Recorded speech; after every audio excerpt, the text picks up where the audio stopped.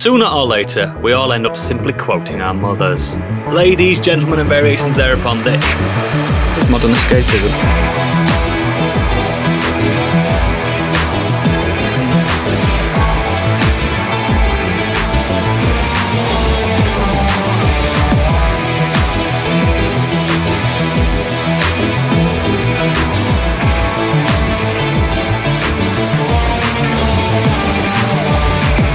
Hello and welcome to the show. My name is Oodles, and just like a prayer, I'll take you there.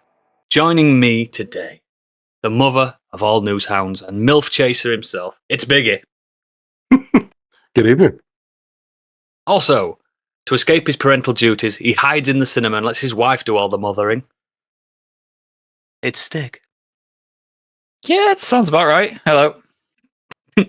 And also, you know he'll admit that life's a bitch, but hallelujah, he's a motherfucker. It's Gadget. Yeah, pretty much. Also enjoying the childless existence. And unfortunately, Mother is mothering tonight, so happy Mother's Day to the mother of the show, Candy. Enjoy your night off, love. Who's off visiting her father? Yeah, I much prefer Father's Day because I ain't got one. How's everyone doing? Presents. Yeah, all right. Yeah, good. I'm all right. Such high energy tonight, guys. I have been drinking solid for 3 days. Just leave me alone. I'm in pain. Also, yeah, birthday boy, Gadget. Hey. Yeah, he's 40 now. He's almost dead. Welcome to my world. You're in your 50s, Literally mate. the You'd be 40. Walking Yeah? Dead. Mother. Biggie, you're in your 50s. You're not in the same world. I mean, All right, since I've turned 40, my left leg's been hurting for a bit, so I should probably go to the doctors now. Very uncomfortable. No, because that opens up the doctor saying, right, bend over, prostate time. Oh, no, he's definitely going to. Even though it's about his leg. He's definitely going now. Oh, I've got an attractive my leg that hurts. Nope. What's that gag in Scrubs? There's always a doctor who makes everyone take their clothes off. The guy walks in. Yeah, I think I broke my wrist. All right, just get in there, take your trousers off. Let's have a look. Just cough, please. Cough. Actually happened to Dave Turner's, didn't it, on TCGS? He was talking about Really? that. Oh, that's right. Yeah. And there was a David Turner and a David Turner's in A&E. So when And he's Turner, isn't he? yeah, so when they called him, he just went in, and the guy was like, Bumfield. and he was just like going and dropping trousers, and he was like, "I'm here," and he was like, "I'm here about my shoulder." Like, I'd have still done it. I'd have still dropped my trousers Yeah. on. Yeah. This is what I'm packing, doctor. Do you like what you see? yeah. 'Cause I don't. No, I'm just in pain because my legs hurt because I decided to do a leg day for the first time in a long time, and then go for a run the next day. Oh, Oh, you fucking idiot. time, little You skinny idiot. legs. Skinny boy. Operate different parts. Do shoulder and chest one day, then and run. I do. I just have been focusing on getting back to where I was, and it was just like, well, my chest and my arms hurt from chest day, so I was like, I'm going to do legs. And I went, oh, the next day I woke up, I was like, I was going to do a park run today, but my legs hurt. I mean, I still did it because I'm hard. Are you Yeah, falling you do to need bits to do as a bit well, of Biggie? leg day, mate. You're starting to look like SpongeBob. I'm all like, Are you falling apart, Biggie, at all? Like these two old men? Every fucking minute, mate. Am I the only one that's not falling to bits at all? You can't remember You know, in what you did Expedition 5 minutes ago. 33. You've got no septum. Don't talk to me like that, Steve. Don't talk to me like that. You know, in Expedition 33, when they gomage, that's me constantly just slowly disappearing. Hello there. Speaking of gommage, it's time for some newsage. It's time for Biggie's breaking news. Newsage. You may already know, but he doesn't, because it's time for Biggie's Breaking News.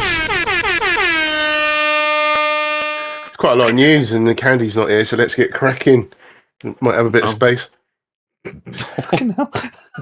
Fucking hell. Just kidding, love. Xbox confirms new console is coming. Of course it was. Yes. And we've got a code name for it as well, but they always have, don't they? This one's Project Helix. Which tells us nothing. Yeah, it's never Well, going to be no, called they that. have told us some things, Gadget, because they've told us it's going to lead in performance and more importantly, play Xbox and PC games. Okay, that's a good. That's the interesting bit. That they're Don't they aiming- already play Xbox and PC games? No, so the Xbox doesn't play PC games, but on PC you can play Xbox games. Yeah. Now this is going to do all of it. Yay. It's just That's basically expand. That's the real reason Sony took their games off Steam. Yeah, And it's also, it sounds like it's not really an Xbox. It's a PC. Well, they've I mean, moved Xbox is a away PC. from this is an Xbox campaign. That is now almost apparently officially ended, although this will be an Xbox as part of its commitment to the return of Xbox as a brand. No, it's still fucking fail again, though. That's the problem. I feel like Biggie's reading this out with an element of sarcasm to him. I don't understand what the problem was. That this is an Xbox campaign. I liked it. I thought loved it was it. great. Yeah, I thought it was all right. It's just like what we are trying to say is I you think can it's play Xbox fucking on this. genius, You Mark. can play It just Xbox on didn't this. work. You can play Xbox on this, and everyone's like, "Oh, what does it mean? No, everything's an Xbox." It's pretty fucking self-explanatory. You can play Xbox. I think Like I think it's SpongeBob, then. I know it wasn't successful, but I think it was some of the most interesting marketing I've seen in a long time. When you go around town and it's like, this is not an Xbox, it's a toaster. This is an Xbox. Yeah. It's a smart telly. Yeah, I think it's brilliant. I think because what they were trying to do, they were trying to pivot Xbox brand away from the specific hardware and say like, Yeah. it's an I think it's ecosystem brilliant. now. But as always, the problem with that is Xbox complicates everything it ever does. Remember the Xbox One, Xbox One X, Xbox One S, Xbox Yeah, I'll be Series honest. One. Can't wait for the naming of Xbox this one. 360 sounded cool. I don't know why. It just That's the sounded. best one. And then to go Xbox One, it's like Just- what the fuck? And then Xbox Series X, Xbox Series S. No, like it was so much easier. Like, Remember, they did Xbox One X as well. yeah, Nintendo just changed the name. The Switch 2 is only the first time they've ever just done a 2. Everything else has got a different name. I mean, the Wii. And Sony's 30-second board meeting about when they name their next one. And theirs is simple. Five. Theirs is simple, though, isn't it? Like you know what's what. What are we naming it this year? PS6? Yeah, that'll do. Yeah. Mm. PS1, 100 grand, PS2. please. You know it again. People really underestimate the power of branding like that. That's why I think it's the number one reason PlayStation still leads, just because it's so simple. Yeah. Yeah. And Now, And with the Earth is dumb. But that's why, like, the Wii U failed because people thought it was like an It was add-on to the Wii. The Earth is dumb. But then with the Xbox as well, you also get like you now got the ROG Ally, the ROG Xbox Ally, and the ROG Xbox Ally X, and it's like What? there's nothing to tell you what the difference is between the two of them. But you Or you look could at just them, get an Asus ROG Ally. That confuses it as well when you go in to ask for one. You've got to do the grandma picking you up a console test. Will grandma get PlayStation 5 wrong? No, she will not. Because it's very simple. The number is 5. I'm Go for playing it. on Go this for it. station. go for the biggest number. Grandma, go get me an Xbox, the newest one. She'll be sweating in Sports Direct. What do I do? What do I do? And also the pricing at the minute for the Series X. Is the Series X the most expensive out of all of them, bar the price? Yes. It depends because if you get Where you get it from? if you get the 2 terabyte one, yeah, that's a lot more expensive than the Yeah. PlayStation. But this the 1 terabyte So if this one's is going a to be bit- playing PC and Xbox, then surely the price is going to be hitting the 800 plus mark, aren't we? Grand, I think. £1,000. I guess it depends on 999. I guess it depends on what they're aiming for with the PC games. So, like, are they going to try and hit 4K, 144 hertz mentalness, or like, you know, are they going to try and do like the AAA PC games, the ones that where people like buy new monitors for the games because it makes their eyes bleed and shit? Or are they going to just try and hit the PC ecosystem and play a little bit like the Steam Deck? The Steam Deck's not an incredibly powerful machine, but it plays a lot of what's on Steam. Yeah. Reasonably well. You God know, knows. so, I mean, come on, we're 3-4 years off. well, I don't think it'll be that long. I think it'll be 2027. I think it'll be next year. Do you think they want to be quickest and first one out? The issue is now it's not really so much that. The issue is the whole RAM and Is it? Yeah. price. Are they even going to have it? Is there going to be shortages? Is it? I think the first console manufacturer to do the £1,000 console starts the war of everyone doing 999. You know, like phones, like Apple did the first 999 phone. Well, like when And now No one bats PlayStation's- an eyelid buying a £1,400 phone. Well, PlayStation announced that they were doing £70 for a game. Yep. People start doing it. People Uh-huh. just. I've got to the point now where I don't buy as many games, but I'm still buying £70 games. I don't get as many. I've not paid £70 for a game yet. I will find a way around that. I've done it. I don't think I have yet. GTA might be the first one. The closest I had was £63 for Death Stranding 2 from Asda. But now I'm rebuying that on PC for PC this week for like 30 quid. Yeah, expensive ones I've kind of pre-ordered. If it's been on like Currys or something, I've pre-ordered it, so I got discount off, then run it through my work discount, and then played it and sold it on. So it ends up costing like. Oh, by that I mean I've never paid full whack. I've bought a brand new game, but I've always used some kind of way around. Yeah. I don't think I've played. Yeah, so I've never paid 70 quid ever.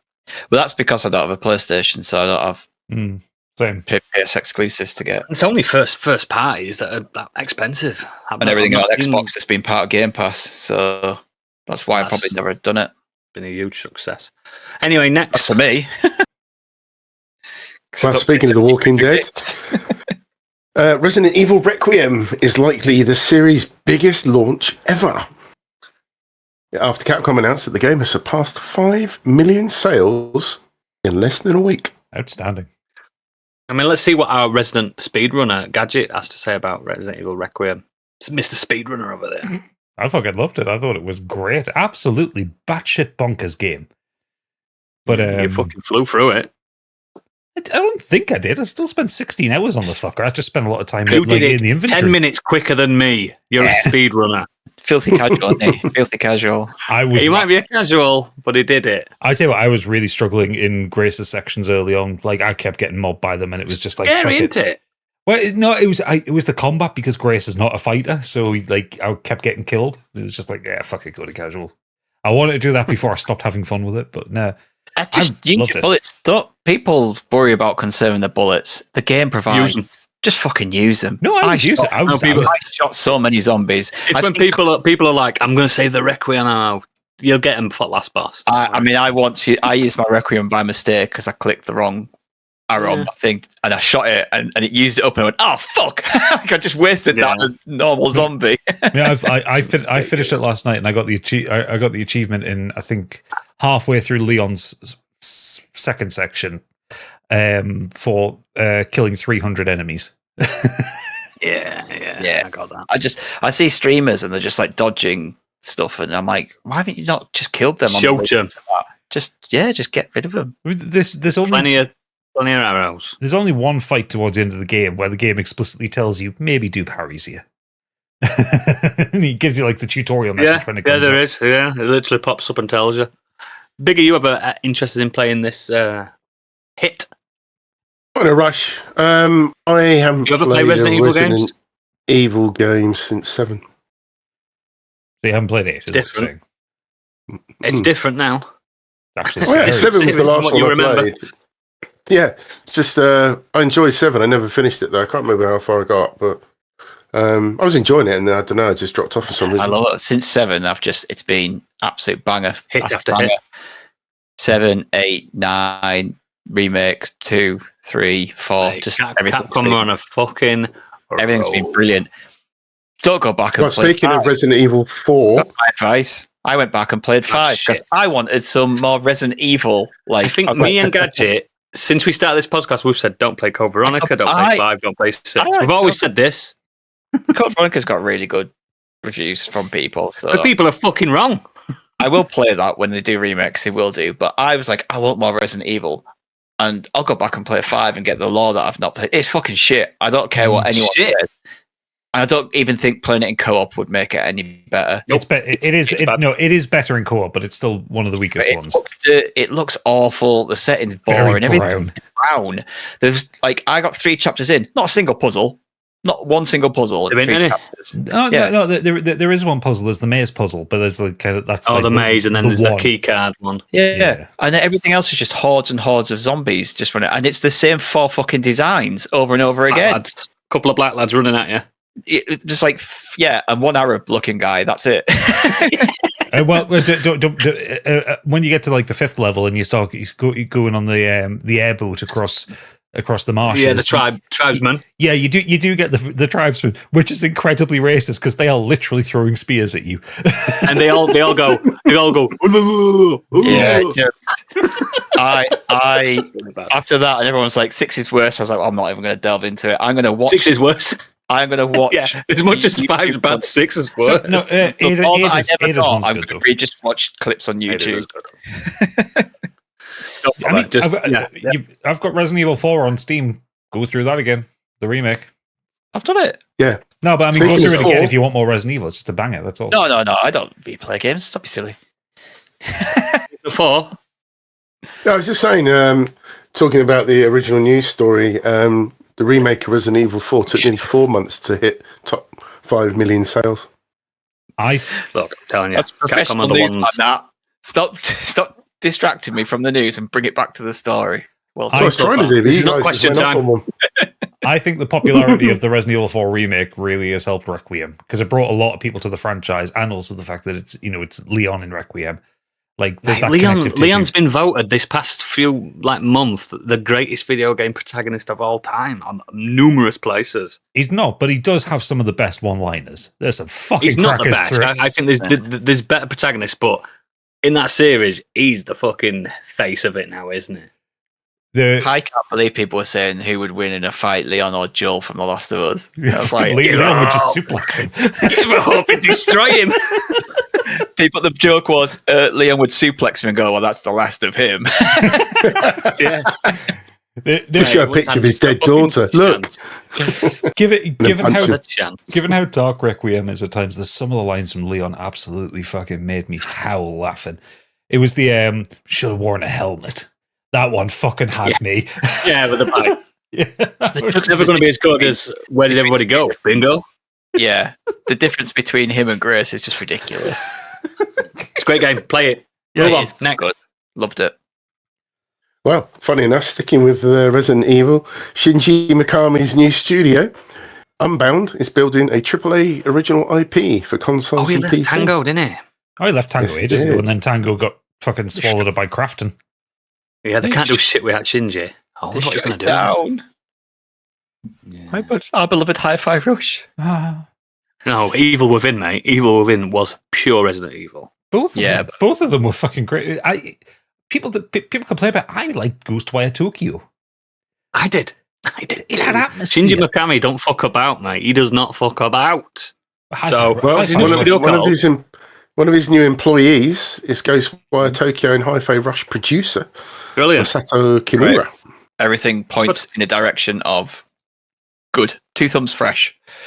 Yeah. I love Shinji. He's the man. He's the man. He's still. He makes. If you're making horror games, he makes it so it scares him. If he's making action, fun games, he makes it because he likes it. Music, he likes music as well. So he's one of those auteurs you want. I'm looking forward to it. What's your studio called? Unbound. And bring it on. Bring it on. So the nose last minute as well. Just love it. Bring it on, Shinji. Next. Well, this has been a bit of a dagger to my heart. Sony is now applying dynamic pricing to certain games on the PlayStation Store. This is why you should have been cheering for Xbox, because you need the competition to keep Sony in line. What does this mean? Games are more expensive depending on your playing and paying habits. Yeah, so if I've bought more games than you, they will target me with higher prices for games I want to buy, and they'll be cheaper for you, potentially. You barely buy games. I did. You play the same ones over and over again. This is not something that very specifically affects Biggie. This is anyone on PlayStation does. So the more games you buy on PlayStation, there's a chance they'll get more expensive for you. I think they're doing this for ahead of GTA 6. Because I think they're going to want to make GTA 100 quid for some people. Yeah. So there's already talk about GTA 6 being the first $100 game anyway, because Rockstar, Take-Two are greedy. But people buy it. 2K, whoever it is that publishes it. But the fact that people will buy it, and the fact that then Sony can go, well, if they're all buying it, maybe we'll just add $10 onto that price. Maybe 20. That's only digital, though, isn't it? Maybe Yeah, well, yeah, but but basically, how many people have a digital console? Several games have shown the price differences of between 5.3% and 17.9% out of 139 titles across 68 regions around the world. So, for example, Marvel Spider-Man 2 is visible at €69.99, and some players $79.99. Same applies to Stellar Blade, Gran Turismo 7, God of War Ragnarok, Helldivers have also been spotted at $35.74. So they're all Sony first-party games, and this is to get people that have not bought it to buy it, isn't it? Rather than people that. But no, the price is higher for some people. That's the problem, and higher than the $70 standard. But then there's also third-party titles are affected by that as well. So if you and me go to buy the same game, it might be cheaper when you go on the store for you to buy it, but when I buy it, it'd be a different price. And if we conversed, I'll be like, oh, I've just got God of War for 69 quid. And you're like, oh, I got it for 59. I'd be like, well, how the fuck did you do that?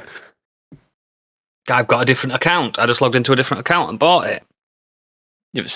I feel like you're missing the point of why this is making people angry, Noodles. Oh, no, I'm not. I just don't buy digital then.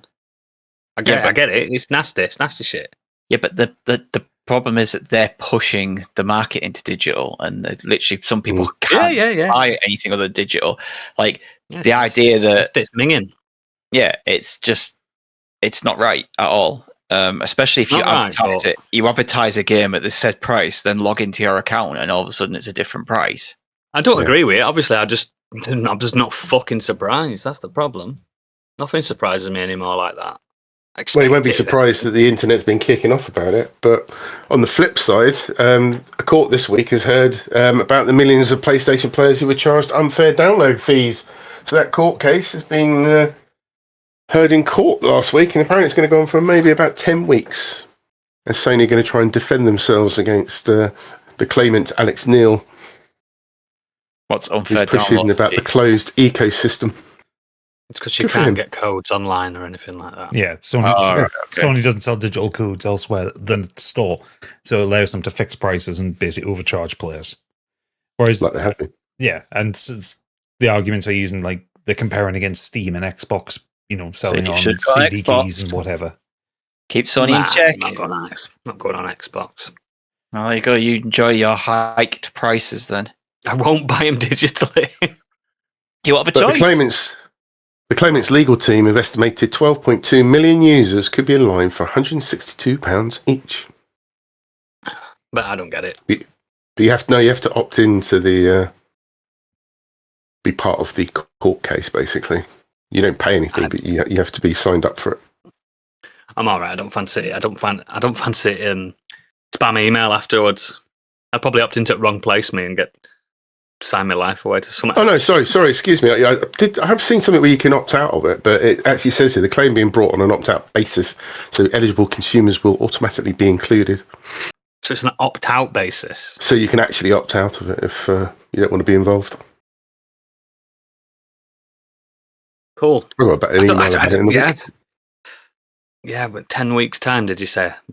All I'm saying is I won't get anything, even though I've bought thousands of games. But it'd be interesting to see what happens with that, because Valve have got their own case going on as well about Steam, so one result might influence the other, perhaps. Well, who knows? Oh my God. Yeah, true. Next. Well, speaking of cunts, EA has laid off staff across all Battlefield studios following a record-breaking Battlefield 6 launch. So yeah. EA let people go, sadly, at Criterion, DICE, Ripple Effect, and Motive Studios, according to IGN. Not done good enough or something. Fucking determined to kill off Motive Studios, aren't they? Like, after they've done they did Dead Space remake, and before they got a chance to make another one, they fucking canned that down, sent them over to Battlefield. It was a very good remake. Sent them over into the Battlefield mines, and now they're fucking killing more of them. Just determined to kill that studio. They've done a few good games that I've liked lately. Yeah, I love the Jedi games. I like Dead Space. Battlefield 6 is a brilliant game. Like, return to form, and like I can imagine. Is it not selling or something? No, it's just as a record-breaking launch. It sold a lot. It outsold COD this year. Yeah, but if you want, Like, what more do you want? Like, I think that I saw a joke online where some guy was just like, "Well done for selling like 6 million." Well done, guys. Blah blah blah. And then he just goes straight face and goes, "Not 7, though, is it? No, it's not 7 million." Like, well, it was 7 million. How many 7 million in 3 days. No, but like the joke basically. How many does COD sell? No matter what they say, like it's record breaking. It's amazing. The reviews are brilliant. People like EA will constantly turn around and just go, "Yeah, sorry, you're losing your job now." I get that, but I like how much does on a good COD year? How many does that sell? It's got to be more than 7 million. Yeah, but COD's like every Possibly, year, but they had a really bad year this year. Yeah, they really fell off this year. So it's like, it all goes down to how much it costs to make and how much is it still making. Are people still purchasing loot boxes? Are they still keeping it going? Yeah, yes, people might be playing it constantly, but playing it constantly is not making money because it's not subscription or anything, is it? Well, but you could say that for any game. I know. That's all. I'm just playing devil's advocate. That's all. I think it's stupid. Like, don't play devil's advocate with EA. They're evil as fuck. Fuck them. They're also about to be acquired by the Saudis, so it could be just to make the books balance better. Could be that. It could be tax. Yeah, could be. Well, they're saying it's unrelated to the acquisition, but who knows? I think I'd already said that Battlefield 6 is probably my last game I'll ever buy from EA anyway. Not because I don't really buy them from them anyway. So it's just like I don't feel like I'm going to miss out if I don't buy anything from them.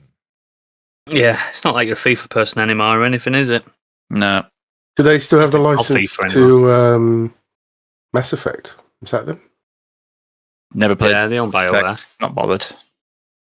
They own BioWare. Tempted to that if they ever release it. Nah, fuck them. I don't even think they're making one, mate. No, they were. Yeah, 10 years ago they said they were. Then they made that Dragon Age thing. With that Dragon Age thing that came and went. Veilguard, that game that you hated. Yeah, because I couldn't run on it. You should have pressed the run button. Fucked. I tried. Didn't most people dislike that? Some people people didn't like it because it was hashtag woke. Yeah, it was too woke for some people. I saw some of the writing on that. Like, goblins can't be any gender they want to be. Goblins, fantasy creatures, can't be any gender they want to be. But no, there was something about like I'm not going to get into it, but one of the characters who people called woke did seem very unsufferable and awfully written. No, that game was also terribly written, mate. It was shit. Exactly.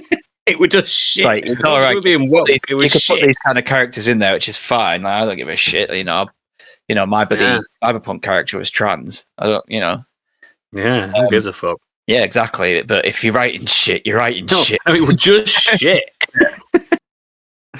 It was bad. Next.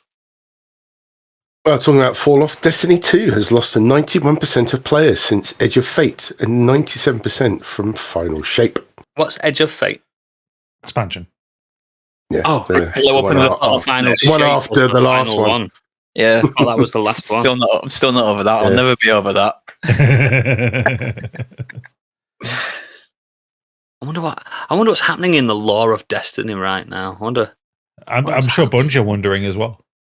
Yeah, I don't think anyone knows. Apart from I remember when the Red War kicked off and they started coming and attacking those like alien species, and we had to defend the farm, and then we had to defend the Citadel, and then Cade got killed. It all gets a bit wibbly from there. And after that, nothing. I know nothing because my character in my own lore died after Cade got killed. At that point, it was really good. Up to there. It was brilliant, mate. It wasn't just good, it was fucking brilliant. I remember watching because they started doing like online kind of events before Fortnite didn't they? Yeah, they did, yeah. I remember watching that. I watched the fireworks display. Just been really impressed with like, everyone was like, oh, this is happening. All of a sudden something in the sky happened that no one expected. And people were like freaking out. Really? Can I remember? I'm pretty sure it was something stupid. Like we're all sat, like get together watching this fireworks display, and then like it might not have been this, but then like that fucking big white It's like globe thing spaceship just or cracked. something turned It up. Traveller. cracked. Yeah. There's something like happened that no one was expecting. Yeah. It was going, what the fuck? And everyone's jumping and everyone's teabagging. Mate, Prime Destiny 2 was fucking legit, mate. I love those years. And then everything then you have a month off because you go on holiday and you come back and go, what the fuck's happened? I You're still not allowed to got life a if you play them games. I've got a YouTube video on, so I've got a saved clip on YouTube of me playing Destiny with my mates, and we were all just crouching around in the tower, just doing nothing while we were waiting for someone. And then we ended up randomly followed some random dude in there, but we were all crouching behind him, like you say, the teabagging thing, just following him around, and he got scared and he jumped off the tower. Mate, he was So peak good. at that point. It was fucking legit, that shit. It was so good. And now I bet if I booted it now, I wouldn't have a clue what's happening. I did it last year. I booted Yeah, it I up. did. Fucking clue.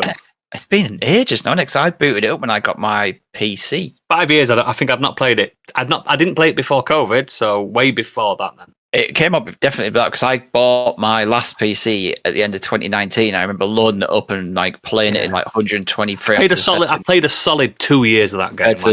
Compared to the PlayStation, I was like, "Wow, this looks amazing!" And then When I look on my PlayStation, my stats, I've put 1,000 hours into Destiny 2. 1,000. Well, apparently there's less than 10,000 concurrent players a night on Steam. That's ridiculous. Mate, there used to be millions on. Okay, now what a fall from God. I loved that game, and that was fucking just bombing about on Miss Sparrow and was doing these them ambient missions that they used to have. Yeah. Oh, so good. Then you got like a fucking drop, big gold drop. Oh God, I miss that kind of shit, but it's just not the same anymore.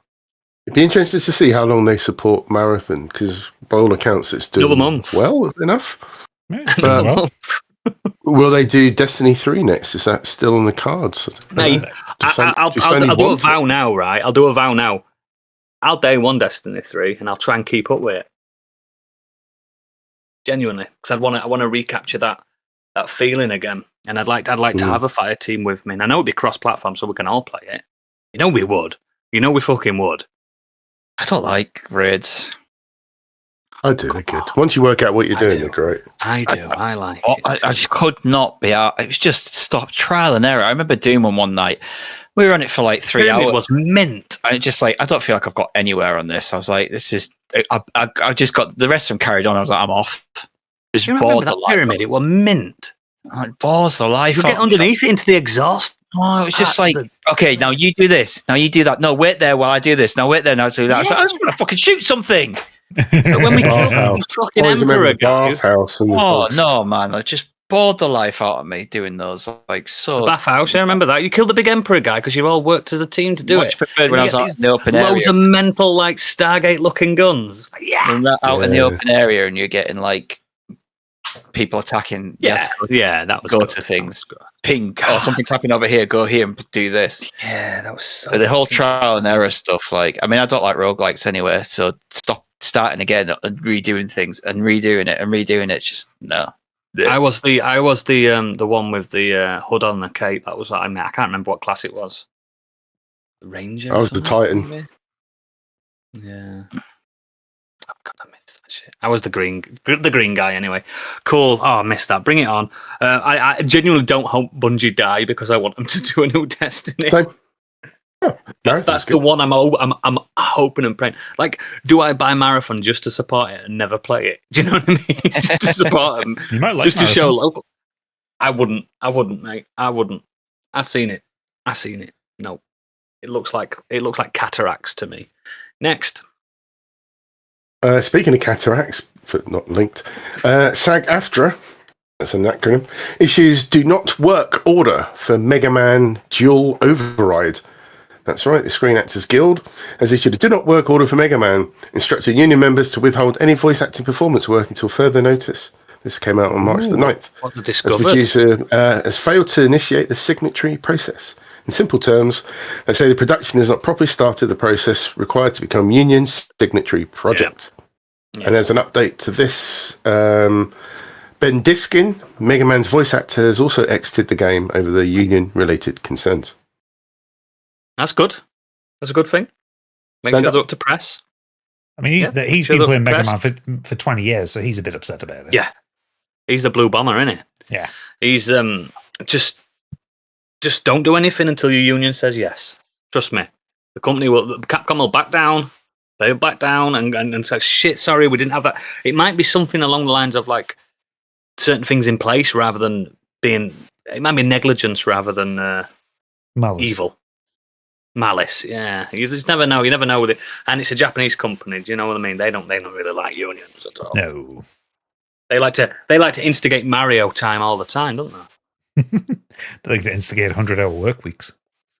Exactly. It's Mario time, Gadget. We don't call it work. Mario time. Wow. No, don't ever say crunch in this office.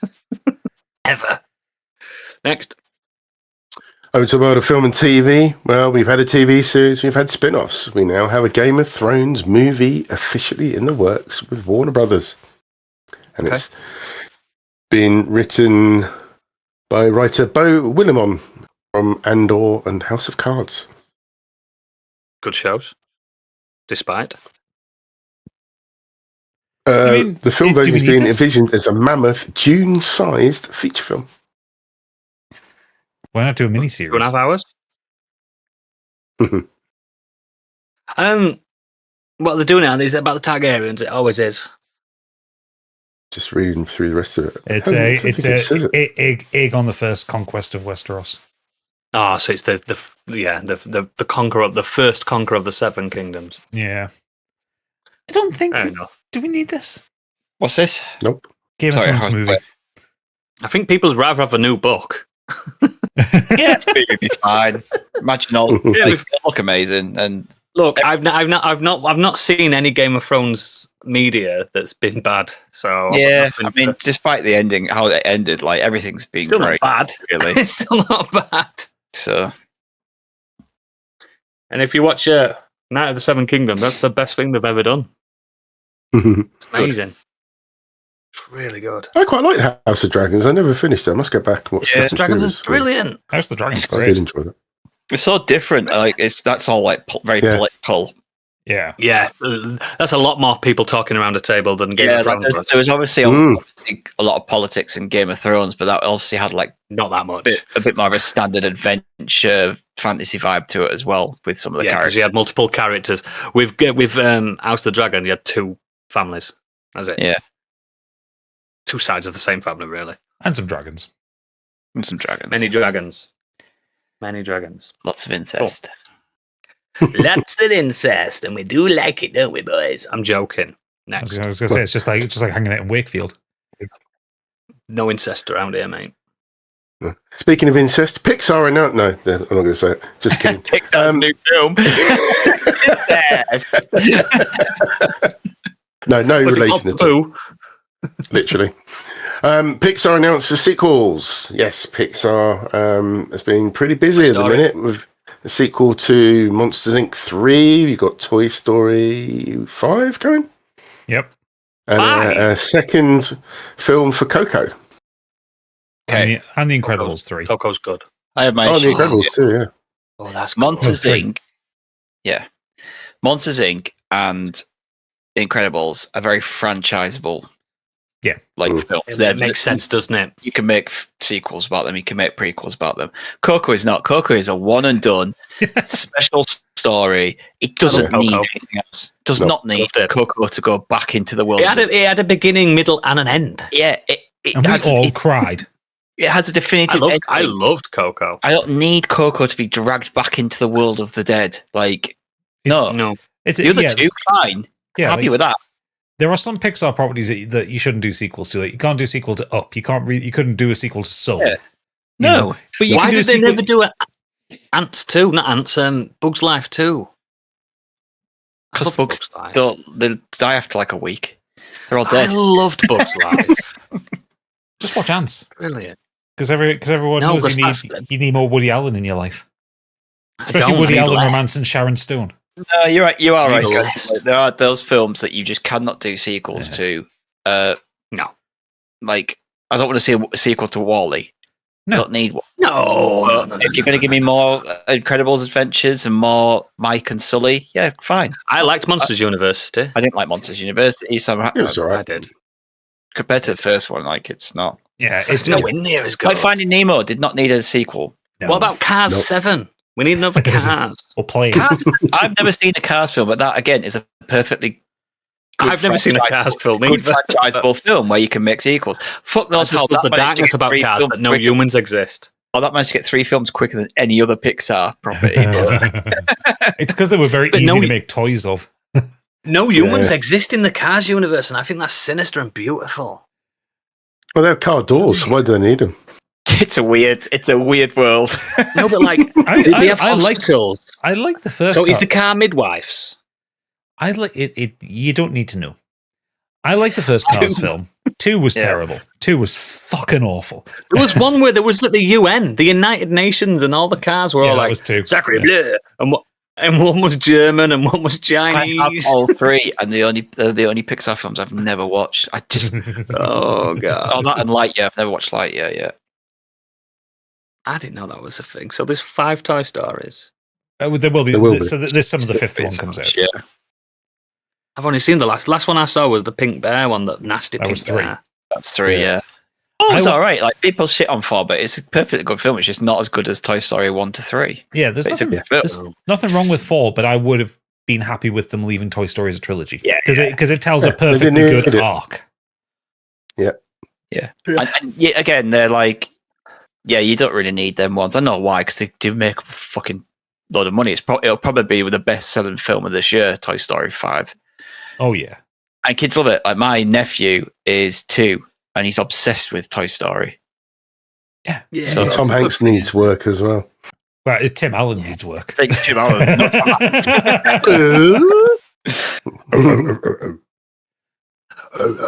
Hanks. Next. Sticking with Disney, Catherine Hahn has been confirmed as casting in Disney's live-action Tangled remake. She's perfect for Mother Gothel. I mean, like, whatever I think of the live action remakes of Disney films, her as Mother Gothel from Tangled, fucking yeah, go on then. I didn't know Mother Gothel was the name of someone. I didn't Yeah. know. I've never seen Tangled. It's good. It's a very good film. Yeah. I know it's Rapunzel, isn't it? It's Rapunzel, isn't it? It's Yeah. about time where Disney got its act together again and started making good films. Was it the same time as like Frozen and that, wasn't it? Yeah. Was it, Just no, before- Yeah, it was before just Frozen. before. It was just before Frozen, but it was like the first of their kind of big CG efforts after Princess and the Frog kind of didn't do anything. So Yeah. Princess and the Frog was the last traditionally animated one. Cartoon. Yeah, and then I've never seen that. they came back with I have. Tangled as like the first CGI Disney princess one, and it was good. It was really good. It's a really charming little story. Yeah. And it's a really nice take on Rapunzel. I quite like it. I think it also helped like the voice actors were good and the songs were good, and yeah, Yeah. It Not as good as leaned in- Frozen 2, though, is it? I've never seen It's Frozen better, 2. I think it's better Frozen 1 and 2. Is it Tangled. Frozen 2's mint. I just fucking love the horse, and the horse has got so much character to him. The horse is so funny. Proper sassy horse. Next, before he starts fucking going. And the well, one, things- one last thing. The one thing the live action remake will have that will be better than the cartoon is it won't have Zachary Levi in it. Oh, that helps. 'Cause That helps things. He plays the Prince Charming in the cartoon. That helps things, yeah. Lack of him, good. Mm. Well, moving from live action to the undead, planned Buffy, say that again, that was weird. And Buffy. Planned Buffy, the new TV series. Buffy is now open. Planned Buffy the Vampire Slayer reboot has been cancelled, according to its main star, Sarah Michelle Gellar. Fine. Bullshit. Nah. I would have liked to see this. Considering the other shit that Hulu's they fucking renewed that All Is Fair Kim Kardashian lawyer thing. Did they? Renew that, Fucking hell. but they'll cancel this What's that? Buffy. Oh, You know- Kim And this was Kardashian due to be did a lawyer directed drama. by Chloe It's one of the Zhao. worst things Oh, well, ever. she's Winning- actually acting in it. Yeah, she's acting in it. It's I'm sorry, fuck- Bigger. This is more important. Whatever you were going to say, then this is more important. Kim Kardashian was. We'll show you some acting. clips after. We'll show you some clips after the podcast. I've only seen one film of Kim Kardashian's. Okay, Just the I one. have too. genuinely, Just the one. It's one of the worst things you will ever see. We'll show you some clips later. But the Buffy thing, Sarah Michelle Gellar said that she wouldn't do it unless there was, she felt it was right, and they had someone. They'd even cast people. They'd given all And these. half the cast dead. No, not No, the vampires. the cast are dead.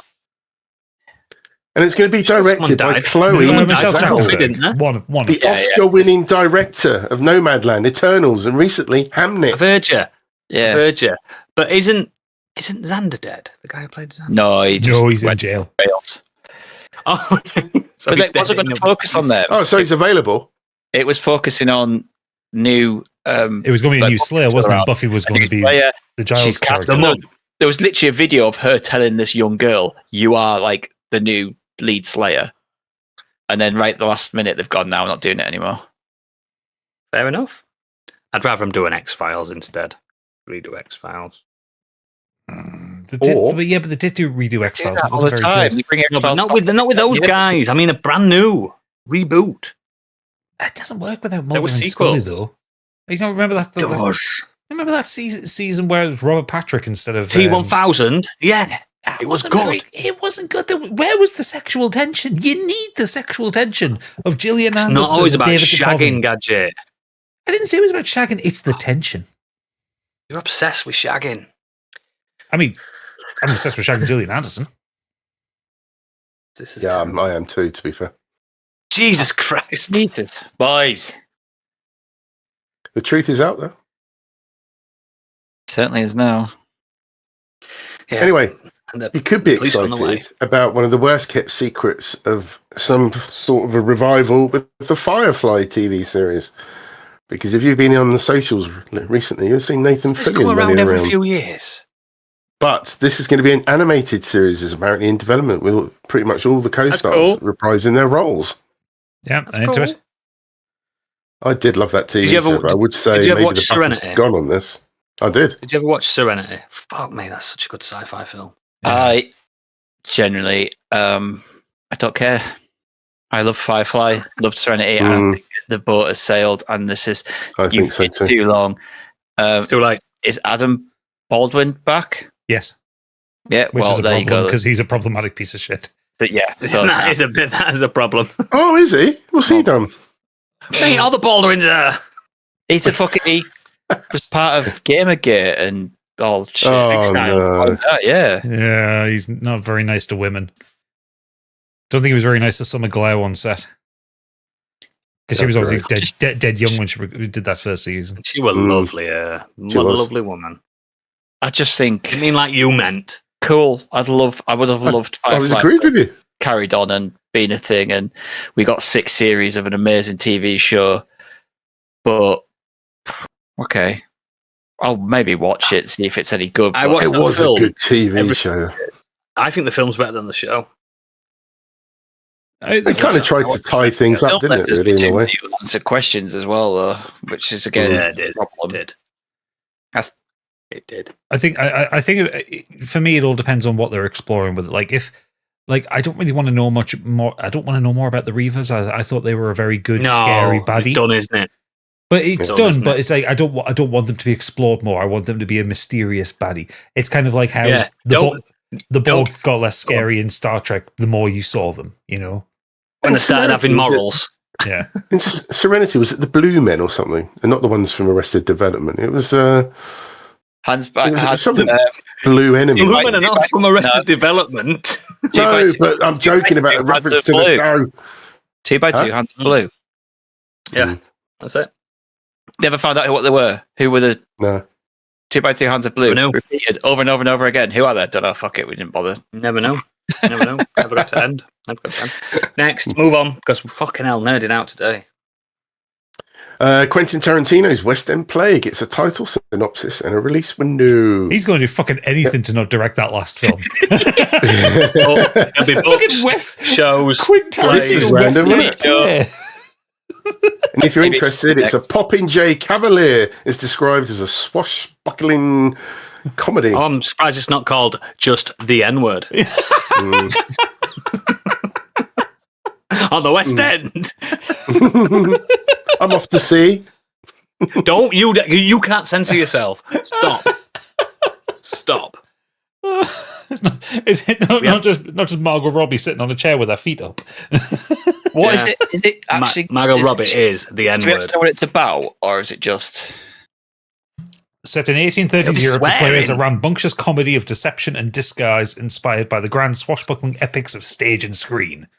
The Popinjay Cavalier is a sweeping celebration of theatre and its heightened romance told with Tarantino's signature style and unmistakable wit. That's a lot of the N-word in that. What is popping J? I'm just looking up now, like what popping J. It's like the fucking the Sharks and the Jets. No, it's not. Like popping, Side like story. popping J. If you put it in, it comes up with like breakdancing. Oh, so it's gonna be like No, what's that series of films? So no, With the breakdancing. a Popinjay, the definition is a vain or conceited person, especially one who dresses or behaves extravagantly. Similar It dandy might have hipster been- poser.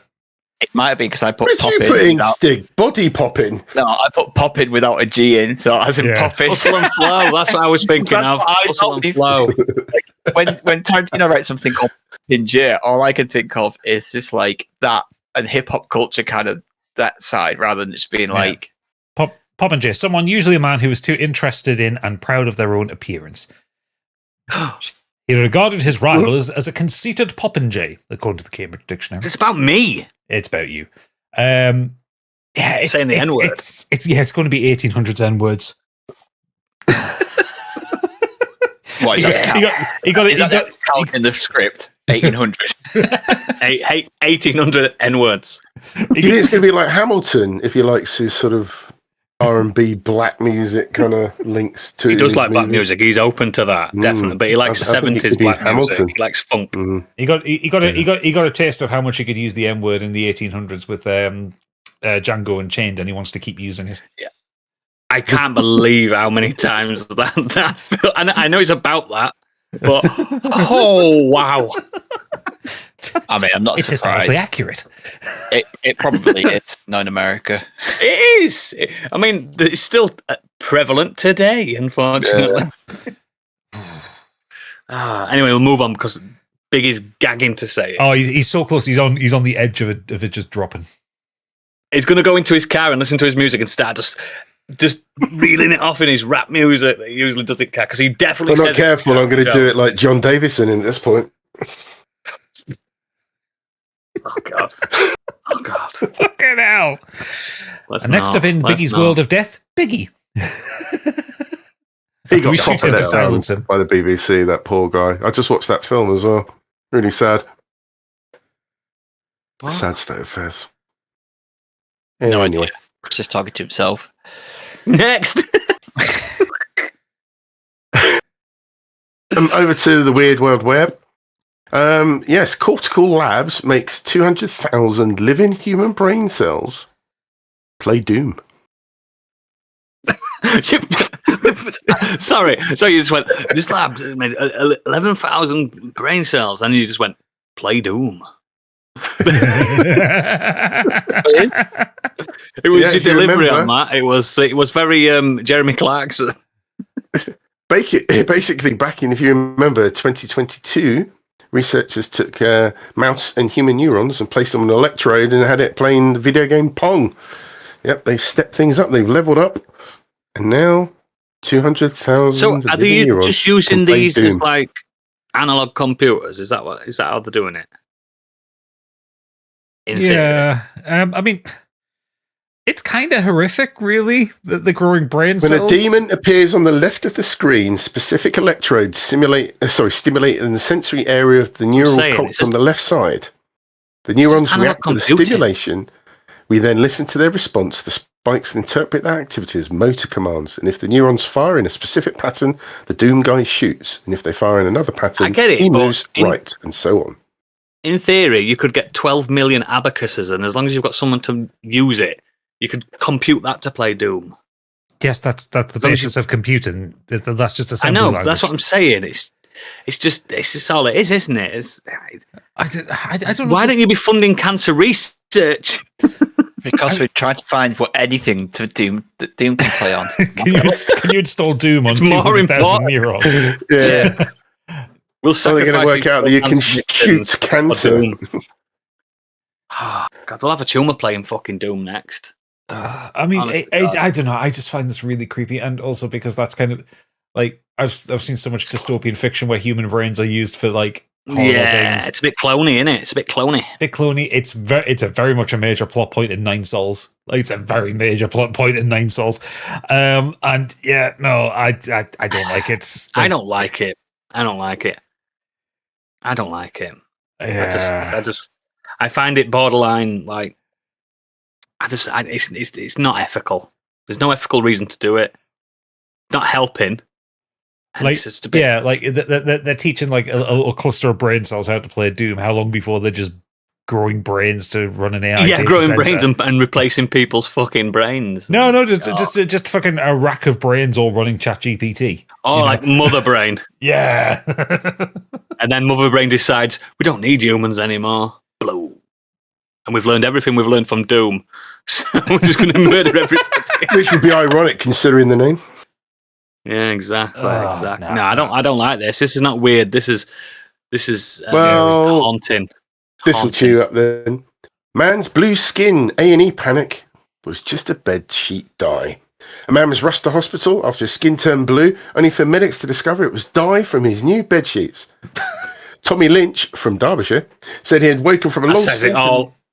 in the gifted navy-coloured bedding looking like an avatar, in reference to the blue beans from the blockbuster film, if you hadn't picked that up. A friend convinced him to head to I got hospital where concerned emergency ward staff put him on oxygen, but the penny dropped when a medic rubbed his arm with a swab that turned blue. So somebody decided just only to in wipe the him, Midlands. and it came off. Only in the Midlands would this be a thing. It's amazing. I've said it before, I'll say it again, we could cut that part of the country out. You don't fucking wash bedding when you first get it before you put it on your I do. Yeah, that's what you should do. I do. Mate, I do it with clothes. As soon as I get clothes, I don't wear them out of the wrapper. I always give things a wash. Do you? Yeah. Am I just weird like that? No, I don't. In most cases, not 100%, but in most cases, I do. If you're out and about and you need a spare shirt because you've spilt fucking curry down your top, yeah, you just put the new top on. But if you get something ordered and it turns up to your house, it's like, I'm going to wear that on weekend, I'll give it a wash before I do so it doesn't stink. Yep. And you don't know who's had it on before you, especially if you ordered it online. Absolutely. I mean, if you order it, if you pick it out of a shop, anyone go to change it, try it on. It's never bothered me. But why did it die? Why did it die him anyway? Did he piss the bed? Because he was sweaty bugger. Overheated sweaty. in the bed. He's from Derbyshire. Sweaty bugger. They're all sweaty buggers down there. I just love the name fact you can Tobias imagine him Fuke. rushing him into A&E and giving That's him twice injections now of he's oxygen. been referenced. I just don't know why. I mean, that was not the first thing I'd think of going to hospital. Like, Wouldn't you go to the toilet and wipe it off? I probably think it was Yeah, something to just do with to the blue bed sheets I just put on. Yeah, you look down and go, they're not as blue as when I went in bed. I fucking wonder we waste so much money with dickheads like that going to A&E. Fucking hell. Go buy some Turks. I was speaking of which, and Biggie will know about this, I was seeing the wasted of NHS funding the other day. Do you know the NHS blow away, like, because of the obviously free fucking tablets and stuff? They blow about £70 million worth of free paracetamol. You know, when people have them on prescription. These 7p a packet paracetamols, people have them on prescription. It's fucking bad, that Biggie. Sort it out, Man, Biggie. You're in NHS. I'm trying. Sort it out. One scam at a time. Stop getting paracetamols on prescription, you fucking dossers. Is that it? That's it, dude. Sorry, I just called him one fucking dosser. Oodles is proclaiming for reform. No, is it? No, I'm not having it. Oodles is a restore person. Of the NHS. Oodles. I want to privatize the whole thing. Let's go. Let's go. Let's get on with what we've been up to this frigging couple of weeks. Christ. Thanks for the news, by the way, Biggie. That was delightful as always. You're welcome, boss. Cheers. Gadget, what you been doing, sweetheart? I've been doing a few things actually. So, as alluded to before, I finished Resident Evil Requiem the other day, last night. Very good. Never heard of it. Love it. Brilliant. Give me 10 more. Just give me more Resident Evils of that quality. That's all I want from life, and I'll be very happy. Yeah, no weird spin-offs. No, unless you can make the weird spin-offs like very weird but very good. No, they won't. Yeah, they won't. I have been listening to a new audiobook recently called The Compound by what the fuck is the author's name? I can't remember it. Lost it. Aisling Rawle. This is described as Lord of the Flies meets Love Island. And Catch the pig. Concept is the book follows a young woman called Lily who wakes up in this compound in the middle of the desert. As she explores the compound, looking like, and by compound I mean like a kind of a billionaire's home in the desert kind of thing. Yeah, it looks lovely. Yeah, as she walks around, she finds 9 of the women, all young, beautiful women who are there as well, and it's then revealed to you that they are part of a Big Brother style television show.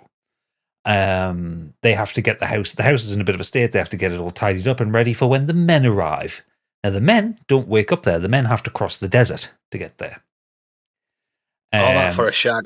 And it takes them a few days. They get there. They've had several traumas to go across the desert to get to them. And the central conceit of the show is that it is a quasi kind of dating thing. There are all these beautiful men and women. You get voted off if you sleep alone on a night. You don't have to sleep with the person, but you can't be in a bed by yourself. If you're in a bed by yourself, you're voted off. The contestants have to do tasks to get food, get furniture for the house, all this kind of thing. This book starts off with a really good dark premise. And I'm not sure that it knows what it wants to be after that. Because it doesn't go far enough down the idea of a romance novel to be satisfying. Is the throbbing members in it? No, there is sex in it, but it's not described. There's no sex scenes, if that makes sense. Is it undescribable sex? No, it's like Fade to Black kind of thing.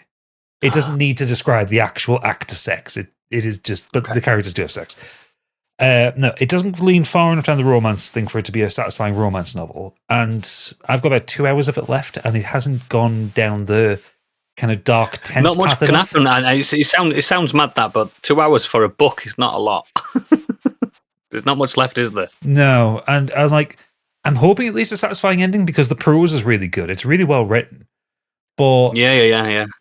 I don't know. I was with the description evoking Lord of the Flies. Like, Lord of the Flies is fucking tense all the way through. It's one of the best books I've ever fucking read. Amazing. Yeah. What's Love Island about? Is that like that? Love Island's Love Island. Yeah, kind of. Well, I don't watch Love Island, but Love Island is a dating show. I thought Love Island were like it's people really, went it's on really holiday to Ibiza or something. It kind of is Really people put together.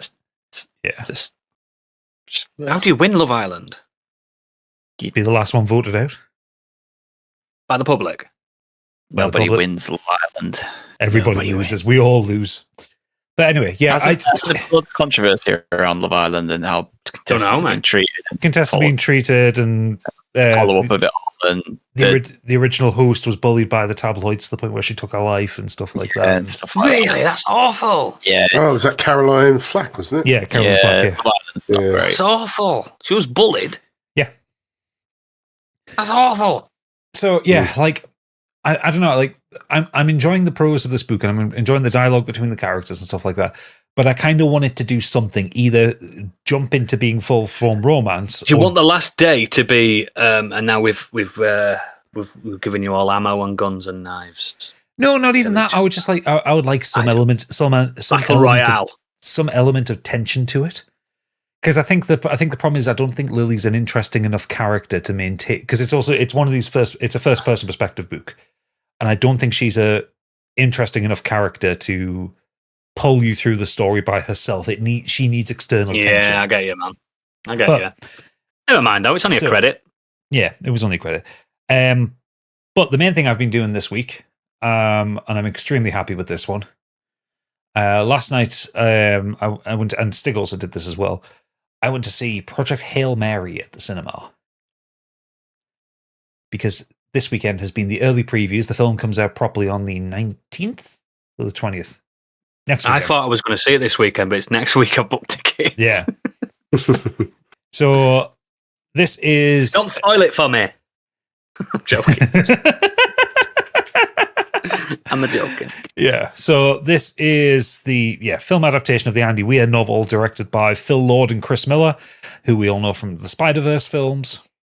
Starring Ryan Gosling, Sandra Hüller, Ken Leung. It's kind of about it. There's not a lot of people in that story. Yeah, there's not a lot of people in the book, mate. No, that's what I mean. There's not a lot of people in the story. This tells the story of Dr. Ryland Grace, who wakes up aboard a spacecraft far away from Earth, doesn't remember why, and he's slowly piecing back his memory of how he got to be there. Interspersed with that, the sun is dying. Our sun is dying. Also, a lot of stars in the Milky Way are dying, except for one, Tau Ceti. So that's why he's going there. That's why he's going there, to work out why the star is not dying from this plague called the astrophage.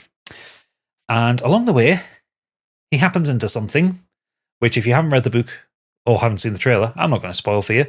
But I have to say... An occurrence happens. Yeah. This is one of the best films I've ever seen. Ever. It jumped immediately. You said that about Mickey fucking 17, however it was called. No, I said I really enjoyed Mickey 17. I didn't think it was one of the best films ever. This, I think, is one of the... Somehow, what they've managed to do is...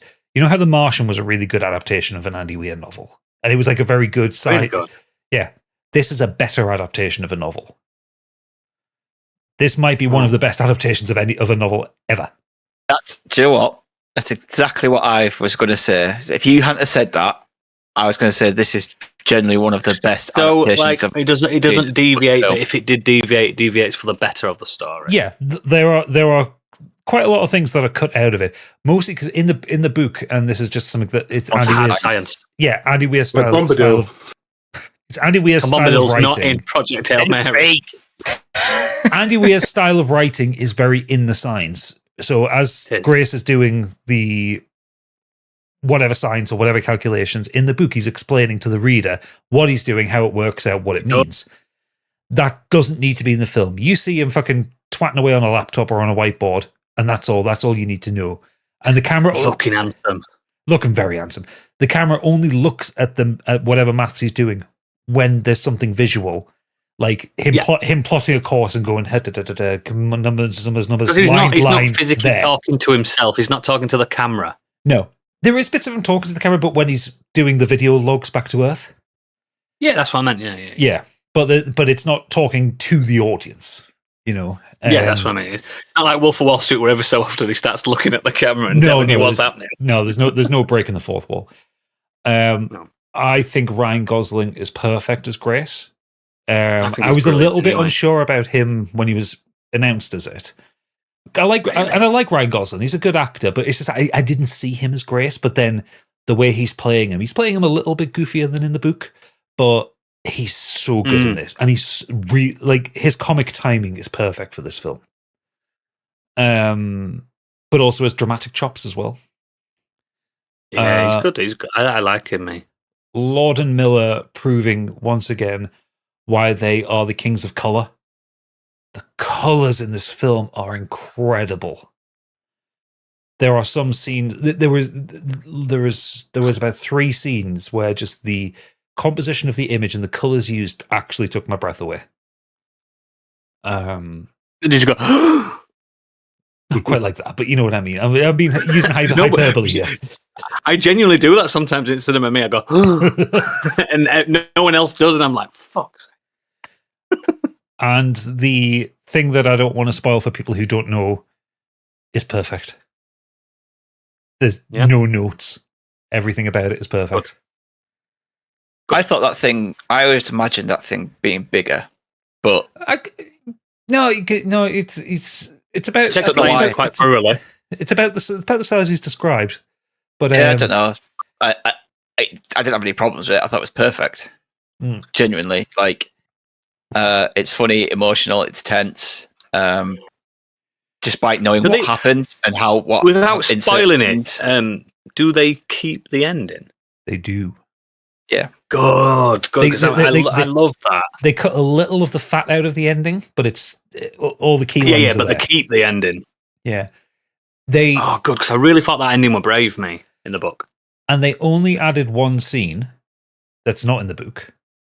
Well, or rather, they added two scenes that are not in the book. One is set on Earth and is just a bit of an emotional moment that links in with a song.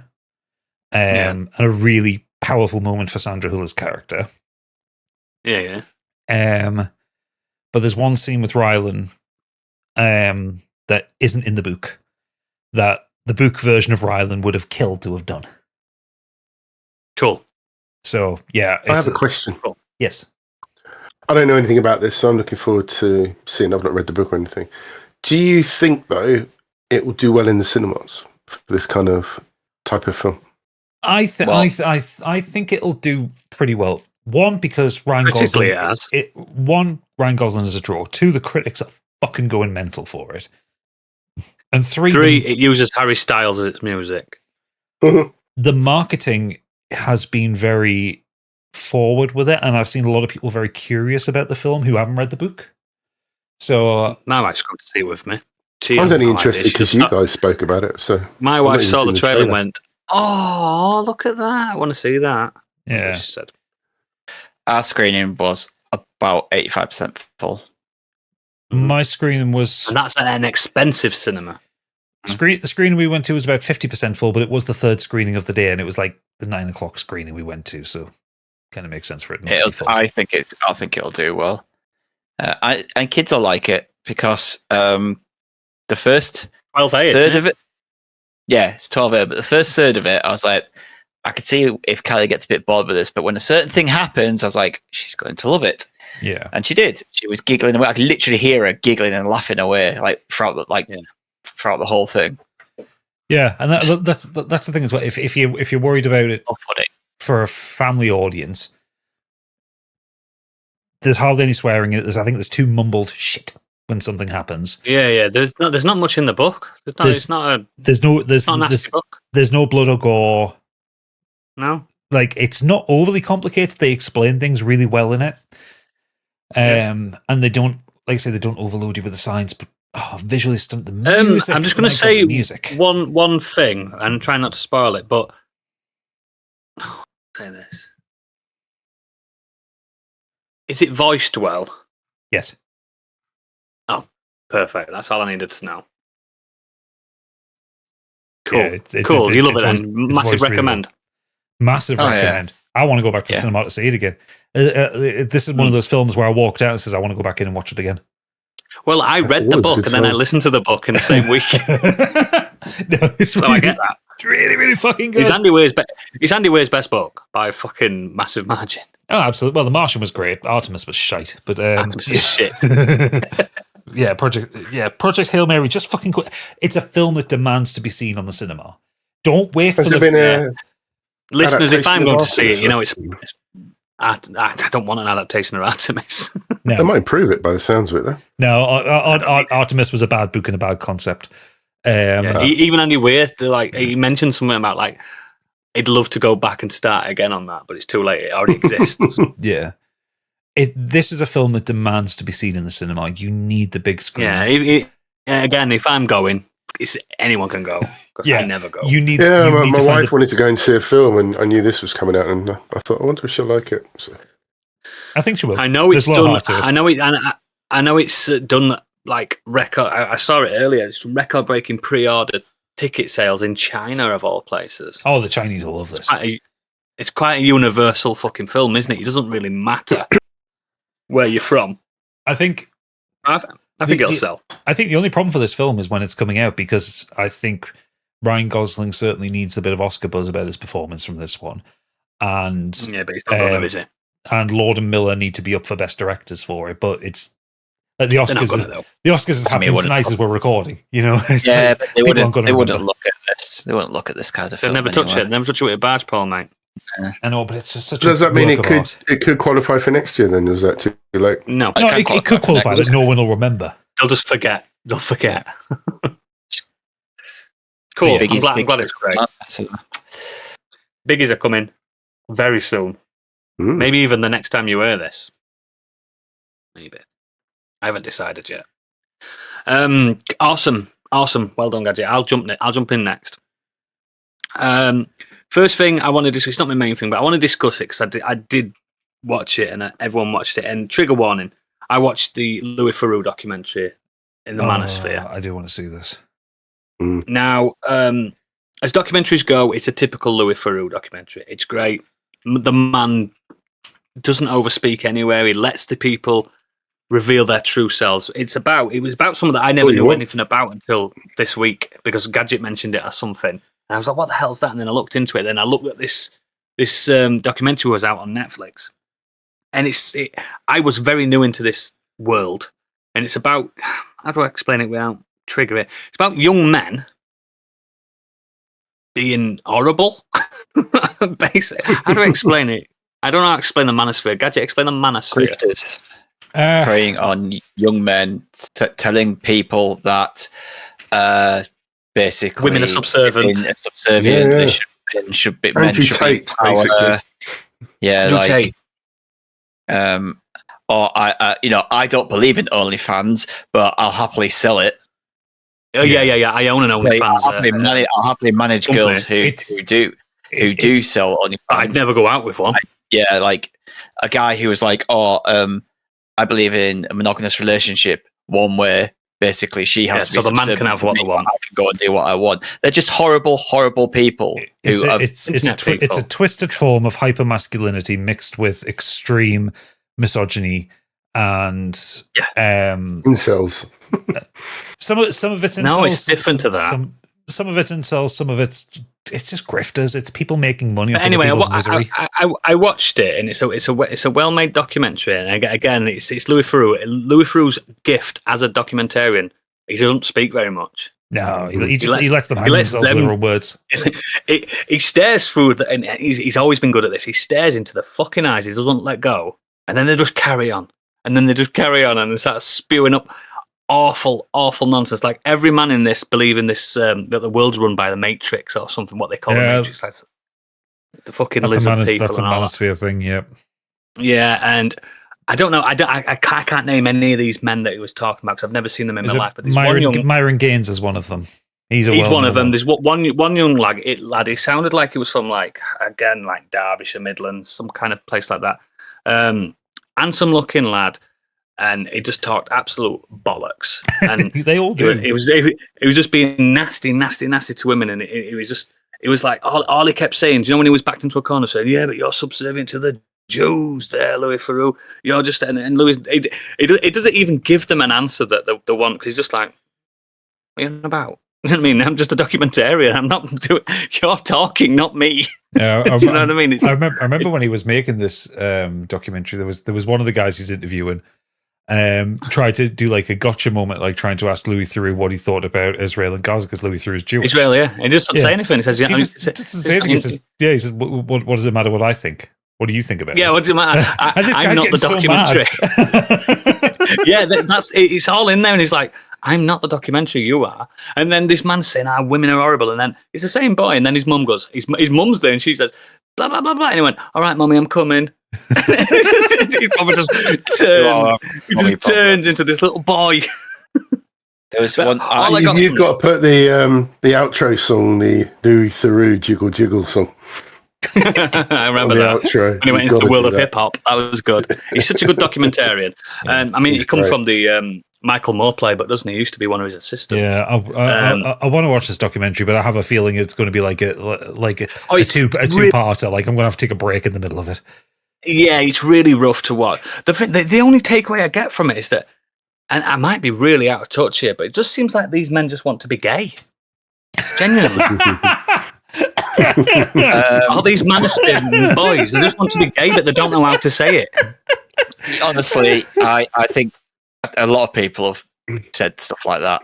A lot of people. Yeah, like, I'm That watching was the it. last thing I expected you to say. Sorry, they are so anti-gay, but like they protest too much. But they don't like women. It's the whole like, oh yeah, you know, they'll just protest too much. You know, it's just like yeah, the lady doctor. But I was sat there. I'm watching it while these like really like fake tanned and coiffed men. They've always got the tops off, and I'm like, my gay dad's really good. It's one of the best on planet. I'm watching it. I'm going. I said to my wife, "He's gay, him." She went, "No." And then we went on to interviews a few other men, and I'm like, all these men are fucking gay. And they don't know how to be gay.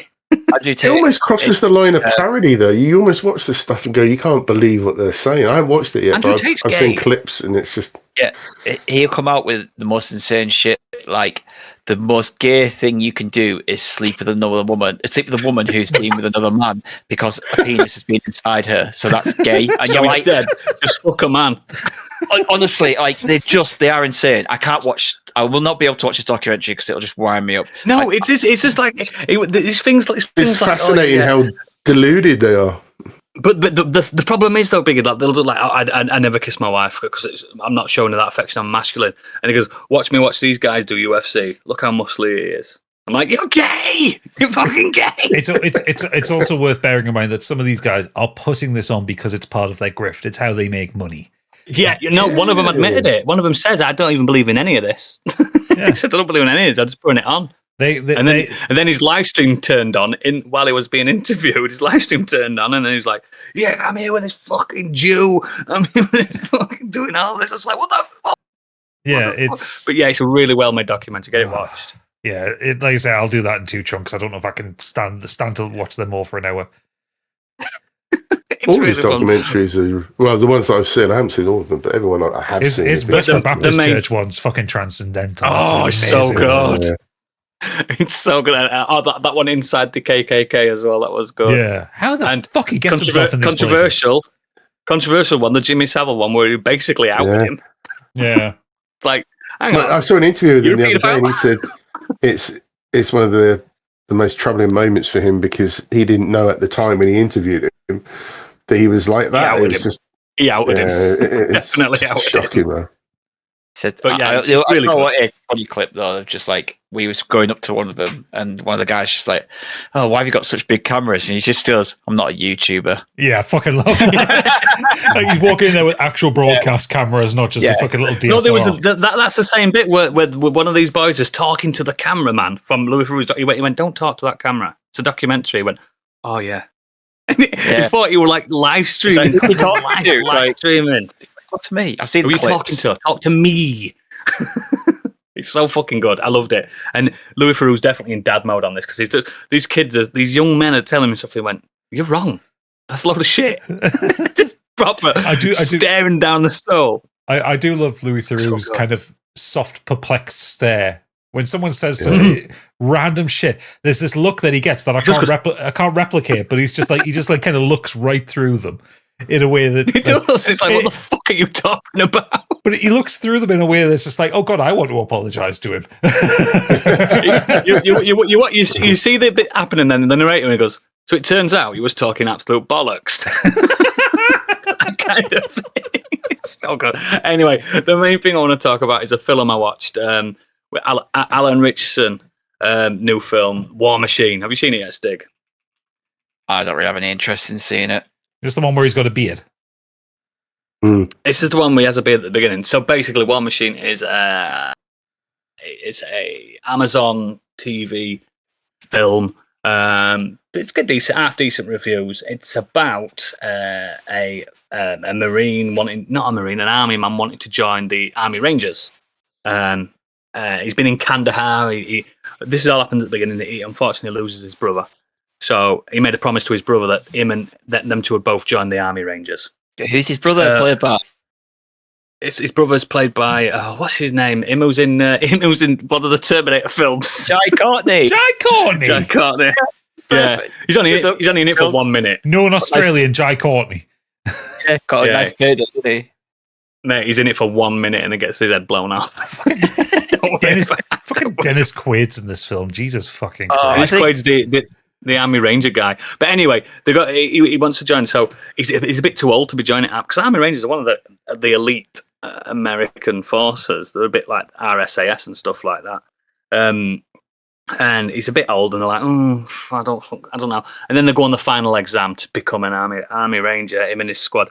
And Alan Richardson's not very good at being a leader, but he puts him in charge anyway, because he's got more stripes than anyone else.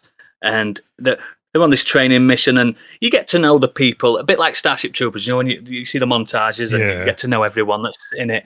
And a bit like Starship Troopers, as soon as the touchdown, things go wrong. So they're at Yellowstone Park, and I'm going to kind of spoil it just to get you hooked into it. Oh, they run into what's his name? I forgot his fucking name. Oh, it's brilliant. You just from the Untouchables. I can't think of the actor's name. Kevin Costner. No, Kevin Costner's not in this. But that would have been better. I've just read the synopsis for this. I'm immediately more interested in it than I was. Oh, let me get to it. So all that bit happens in the first 20 minutes. They touch down, they're in a training exercise, and they stumble upon an unfortunate Metal Gear. It looks like a Metal Gear. It's a Metal Gear, and it's controlled completely by itself, and this Metal Gear hunts them down like Predator. No way! One by one. I'd seen genuinely fucking love this film. It's brilliant. I'd seen some clips of this, and I thought this was just going to be like another kind of pro-American Army propaganda machine kind of thing. No. No, not really. Like all those fucking Jarhead sequels. It starts like that because obviously it's like you're going to join the elite. It's the elite group, the Rangers, the best. As soon as the touchdown to this training exercise, they get fucking squashed by Metal Gear. I'm not joking. It looks like Metal Gear Rex. It genuinely looks like Ray.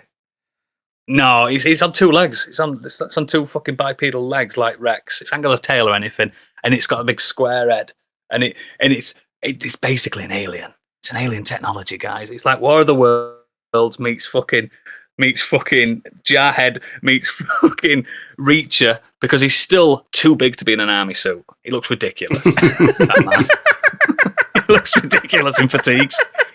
I genuinely loved it, only because it's not a good film. It's like a fucking 2.5 out of 5. It's like a straight down the middle. But I fucking loved it just because it's stupid and it's not really a spoiler. Everyone fucking dies, man. Just get minced. All these people that you've learned to love in the first 20 minutes, half an hour. Like Predator, where as soon as it kicks off, Predator starts as a really stern, commando film. Then everyone just gets offed really quickly. That's what this does, but even quicker.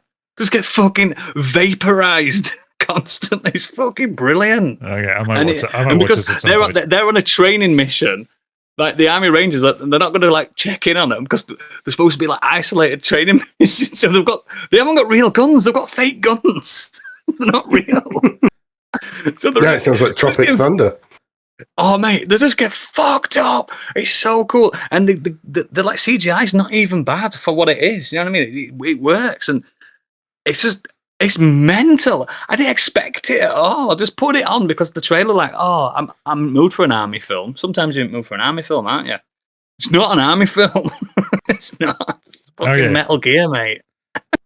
All right, I'm into it. Gadget, you're gonna love it because it's pulpy. But it starts so jingoistic at the beginning, and I think that's the point. They make it look like you're the best of the best. Nothing's more elite than this. And as soon as they get out, they're fucked. See, this is the kind of thing I've been looking for years. Because I remember when Battle Los Angeles came out, and everyone was saying, "Oh, this is a great thing." It's like, no, this is pro-America jingoism. No, I'm not having it. Oh no, this is where it don't matter where this fucking Metal Gear landed. You're all fucked. That's what I want. Fucking brilliant. It's genuinely brilliant, and it has every single beat of Predator. Like, if you've seen Predator, you know the ending to this film. So I'm not really spoiling it for you. It's just Predator for the modern day with a big Metal Gear. That's it. It's fucking mint. I love it, but it's not a good film, if you get what I mean. Yeah, no, I get it. Like, it's a turn your brain off film. It's not a good film. It's a Planty and John film. It's a 100 Things film where they just sit there and fucking laugh. I adore it. I watched it all in one sitting. I'm like, what the fuck is this? And I messaged all my mates. I'm like, have you seen War Machine? They're like, no, I don't like Marvel. I'm like, it's not fucking Marvel. It's its own thing. Oh, I genuinely recommend it. It's fucking stupid. But it's not a B movie either. Do you know what I mean? It's just fucking stupid. You're not interested in it, Stig? Nah. Stig don't like fun. No, just I thought it looked shit, and a lot of people that it's not. Yeah, just you're the first person I've heard say anything positive about it, so I just can't be asked. It's not getting slated. It's not getting slated on Rotten Tomatoes or anything. There's a 70 on Rotten Tomatoes. Podcasts and things that I listen to and stuff. Oh yeah. Yeah, but like even those that kind of are quite forgiving for stuff like this, like. Mate, it's an hour and a half of your fucking time. It's not like you've not wasted it in cinema. I want to watch Get it fucking watched. Get it watched. I liked it. It's fun. Biggie, you'll love it. Gadget, you'll love it. Cool. What you've been up to then, Stig? What I'll tell you about something that I did waste my time with, unfortunately, which is a very big disappointment. I went to see The Bride. Saw the trailer for this. You told me to watch this. Yes, so I've seen the trailer for this. Thought it looked really interesting, really cool, like a modern take on Bride of Frankenstein with a bit of a Bonnie and Clyde like esque, thing going on with it. Is this the one with Jessie Buckley in it? Yeah, so it's directed by Maggie Gyllenhaal. It stars Jessie Buckley as the bride, / Penny / Ida / Mary Shelley. I'll get into that. Christian Bale as Frankenstein's monster, Annette Bening, Penelope Cruz, Peter Sarsgaard, Jake Gyllenhaal. So it's got a stacked cast. I wonder how hard it was to get Jake Gyllenhaal in this. Yeah, he plays an actor. So. Did he just wander onto the set looking for a sister? Yeah. The film.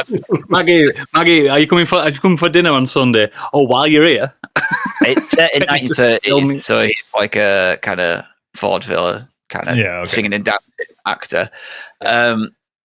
So yeah, it's 1930s, and the setup is that Christian Bale's Frank. He basically shortens his name from Frankenstein's monster to Frank. Seats out Annette Bening's like Dr. Euphonius, and says that he wants a bride. He said he's been lonely for decades, over 100 and odd years or something. Yeah. He's never touched another person. The first time he's ever touched someone like properly, was the handshake with the doctor. And he's lonely and he wants a bride.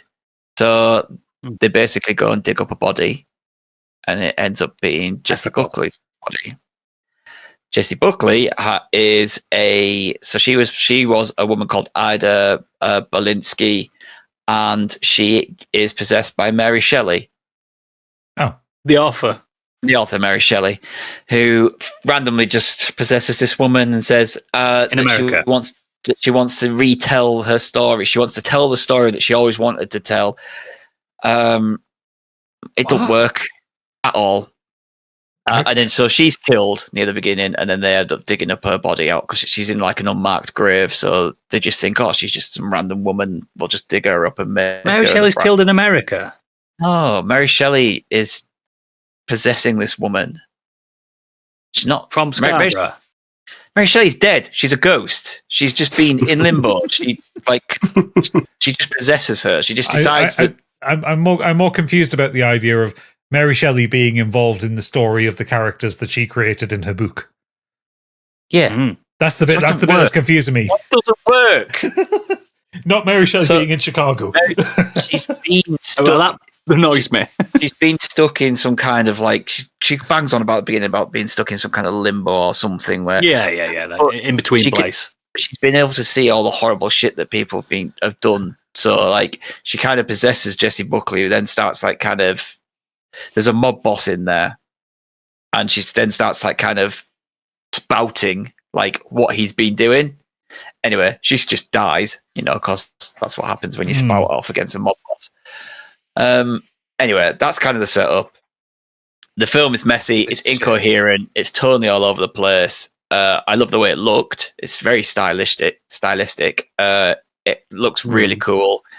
It's set in a time period that I always kind of like in films.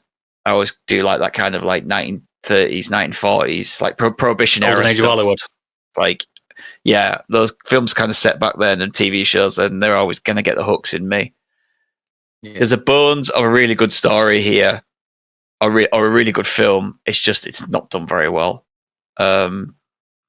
I can see what Gyllenhaal tries to do is she's tried to make this into a big like feminist film as well. So the bride kind of starts a revolution.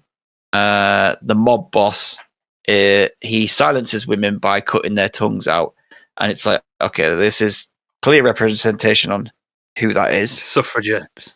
Well, the mob boss is Harvey Weinstein. Yeah. Yeah.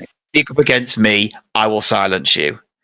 Yeah. The bride is basically, is it Rose McGowan who first came out about it all? And that started the Me Too movement. It's basically that on screen, but using the bride of Frankenstein and Frankenstein to propel that story. It just doesn't work. As you do. It really doesn't. I'm not against it, like you say, like you said, I'm not against the concept. The execution's terrible. This isn't the film to tell that. It really isn't. I love her for trying to do that, to trying to show this like revolution. All it takes is one woman to spark a revolution. Brilliant. Would it have worked with a better director, do you think? Potentially. A man. Yeah. No, let's be gay together. Fuck it. Yeah, there's a part where I'm going to spoil it slightly here, but I won't go watch it. The bride literally shouts out "Me Too" at one point, and it's just so. Did she say hashtag before that though? And it's like, come on, like we get it. Like, yeah, you can do it better. You can do it more subtly than that. Better, more subtly, yeah. It's got that Garth Marenghi vibe to it. I know some authors who use subtext, and they're cowards. Yeah. The mob boss, the lackey, the crooked cop stories. None of it serves any purpose. Take all that shit out of the film, and it's like the same film.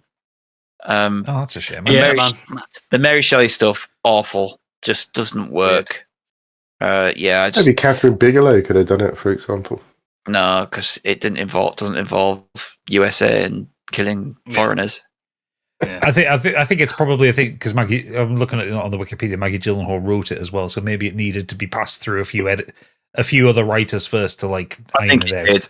Yeah, I think it needed someone to just tighten it up and sharpen the script more. And you showed me the trailer to this, and I thought the trailer looked brilliant. The trailer looked really good. What you've just described. I thought it was just going to be here's the Bride of Frankenstein. Retelling of Bride of Frankenstein, and it's Bonnie and Clyde, and it's stylish, and it's cool, and it's 1930s Chicago, and there is stuff in that. Honestly, some of that's in there, but it's just bogged down with a lot of other shit. Yeah, it definitely sounds like it needs an editor. Like it's a bloated film for the story it's trying to tell. Like the whole Mary Shelley stuff at all. Like Mary Shelley wrote Frankenstein. She wrote other novels. Like, why are you framing this like she's upset? I know she died relatively young, and why are you framing this like she didn't like any of that, and this is the story she really wanted to tell? No, you're just using somebody there for your own. She wrote a story about fucking. It's about fucking like Ozymandias, fucking King of Kings, and fucking playing God. It's not about fucking suffragettes. Yeah, but they're making it comes across as just like, oh, like Mary Shelley. This is the kind of thing she really wanted to tell. It's like science novel. The stuff that she told was the stuff she told. Like, yeah, that's what she wanted. Yeah, what she wanted to tell. I didn't like it. Really, never mind. Really avoid That gets Yeah. Stig, avoid. It seems like the critics have been the same. It's like very mixed reviews on it, and opening weekend it's done 26 million off a budget of 90 million. You could have watched War Machine instead, Stig. No, I'm all right. I did watch How to Make a Killing as well. That was pretty fun. I've seen the trailer, so I'm intrigued by that. I'm not a Glenn Powell fan, but like, it looks like the right kind of film for him. Weirdly enough, I watched The Running Man with him, and you couldn't really tell that was an Edgar Wright film. This is more of an Edgar Wright film than The Running Man. I feel like he should have directed this one with him instead. I watched The Running Man about a month ago, and I did not know it were an Edgar Wright film. You can't tell, can you? I had no idea. Obviously, I could have seen his name, but I weren't looking for it. Do you know what I mean? Yeah, That's mental. this is pretty fun though. How to Make a Killing. It stars Glenn Powell, Margaret Qualley, and Ed Harris. I've seen trailer. Yeah, it's basically a kind of a retelling of Kind Hearts and Coronets. Yeah. It's Beckett Redfellow. He is the son of I can't remember his mother's name now, but anyway, she gets pregnant when she was young, and she's basically told, get rid of it or you're out the family. So she decides to keep the baby instead. But because of the way that the money is in trust, whoever is the kind of surviving the current family member, is it like a tontine kind of thing? Yeah, gets the 28 billion inheritance. So he needs to take out 7 other relatives. Nice. Okay, I like it. Simple. In order to be the next in line. And he does it by being extremely ugly. Yeah, a couple of things I didn't like was he narrates the story to a priest at the beginning. So straight from the get-go, he's in prison and he's telling the story about what's happened. So you know he's won. Well, he's in prison. So he's been caught for killing. For serial killing. He's not getting out of prison. Which kind of takes the tension out of a lot of it. Yeah, you'd rather not know. Oh, yeah. You don't know, because the FBI are involved at times, and Margaret Qualley is kind of there in the background doing things, and this is happening with other characters, and you kind of like, the fact that you know he ends up in prison when you're watching this, you're kind of like, well, none of this is kind of... Yeah, you're waiting for that. Yeah. But there are pulls, and there are moments in there that like generally like, oh, I didn't expect that. And, is it like? Is it as stylish and sexy as the trailer would imply it is? No, not really. No. That is a shame it's because funny enough. I wouldn't go to the cinema specifically to go see this. I would wait for it to hit Prime kind of thing. Yeah. Yeah, it's a fun film, but I think they better than The Bride. Oh, much better. I think they could have done more with it. I think they could have had more fun with it. Cool. Well, at least they saw Project Hail Mary this week and made up for The Bride. Yeah, I finished off with like an amazing film, so that's fine. Dig it. Yeah, my mum was in reruns hospital. of Gladiators from 90s or something. I don't know. My mum was in hospital this week. Now I feel bad. So I've been mega busy. So I've had more of a biggie week, if I'm honest. But there's a couple of things I did want to quickly mention. One you're going to love. Just very quickly, it's a Ubisoft thing. They are celebrating the IP of The Division. Oh, for fuck's Perfect time to go for this. See ya. Okay. They're celebrating their 10 years. I'm not going to talk much about it, but one thing I did notice, I just think this is a little bit interesting. That it's something that I never talked about before. Was that in the Discord, you were talking, for listeners, come and join our Discord. We do have some chats in there. And I didn't get a chance to join the discussion around skins that you were talking about in games. And one thing that didn't come up in the conversation about why people pay money for skins is that I've put about 600 hours into the Division now. And this season pass is celebrating 10 years of Division 1 mainly, because Division 2's only been out about 7 years. But yeah, I paid for the season pass because I want to help support the game because I'm still enjoying it. So that's why I paid for it. I don't even care about the skins in the game, but it's only about 16 quid. But I wanted to support the game because I think at least Ubisoft have still been supporting this game, and the Division 1 they're still supporting. Or skin Ubisoft. But they did add a new mode called Realism. which is literally one hit kills with the. He's still going on about it. Oh, I just thought it'd be interesting because a lot of people did ask for this to be added to the game at one point, and they've now done it only for a month. Cool. Are you? How are you finding Marathon now, a week in? I'm not, because I thought you were actually going to talk about it. I thought you were going to talk about it because I'm hoping Flem, who I account share, he said he was going to pick it up at some point, so I will play it when he gets it. But I was interested to see what you thought was different from the I was going to say the Summer Slam, which is wrestling, the Server Slam. Okay, I'll talk about it in the Patreon. To the new game. I'll talk about it in the game room. I thought you wanted to talk about Marathon once this year. Well, this is Marathon as it's released. I talked about the Marathon. Oh, yes. So this is the official first time. I'm interested to know what the main what differences and stuff. But I did watch I Swear, which was the John Richardson film I was alluding to earlier.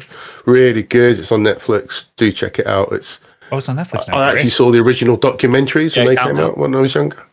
Yeah, I remember seeing the documentary. He's done an incredible job of. It's a really good. It's a really good film. It's a really heartwarming, beautiful bit of film and eye-opening. Very much so. I have treated myself to Dragon Quest VII. Ooh, the remaster. I have been playing the that. original.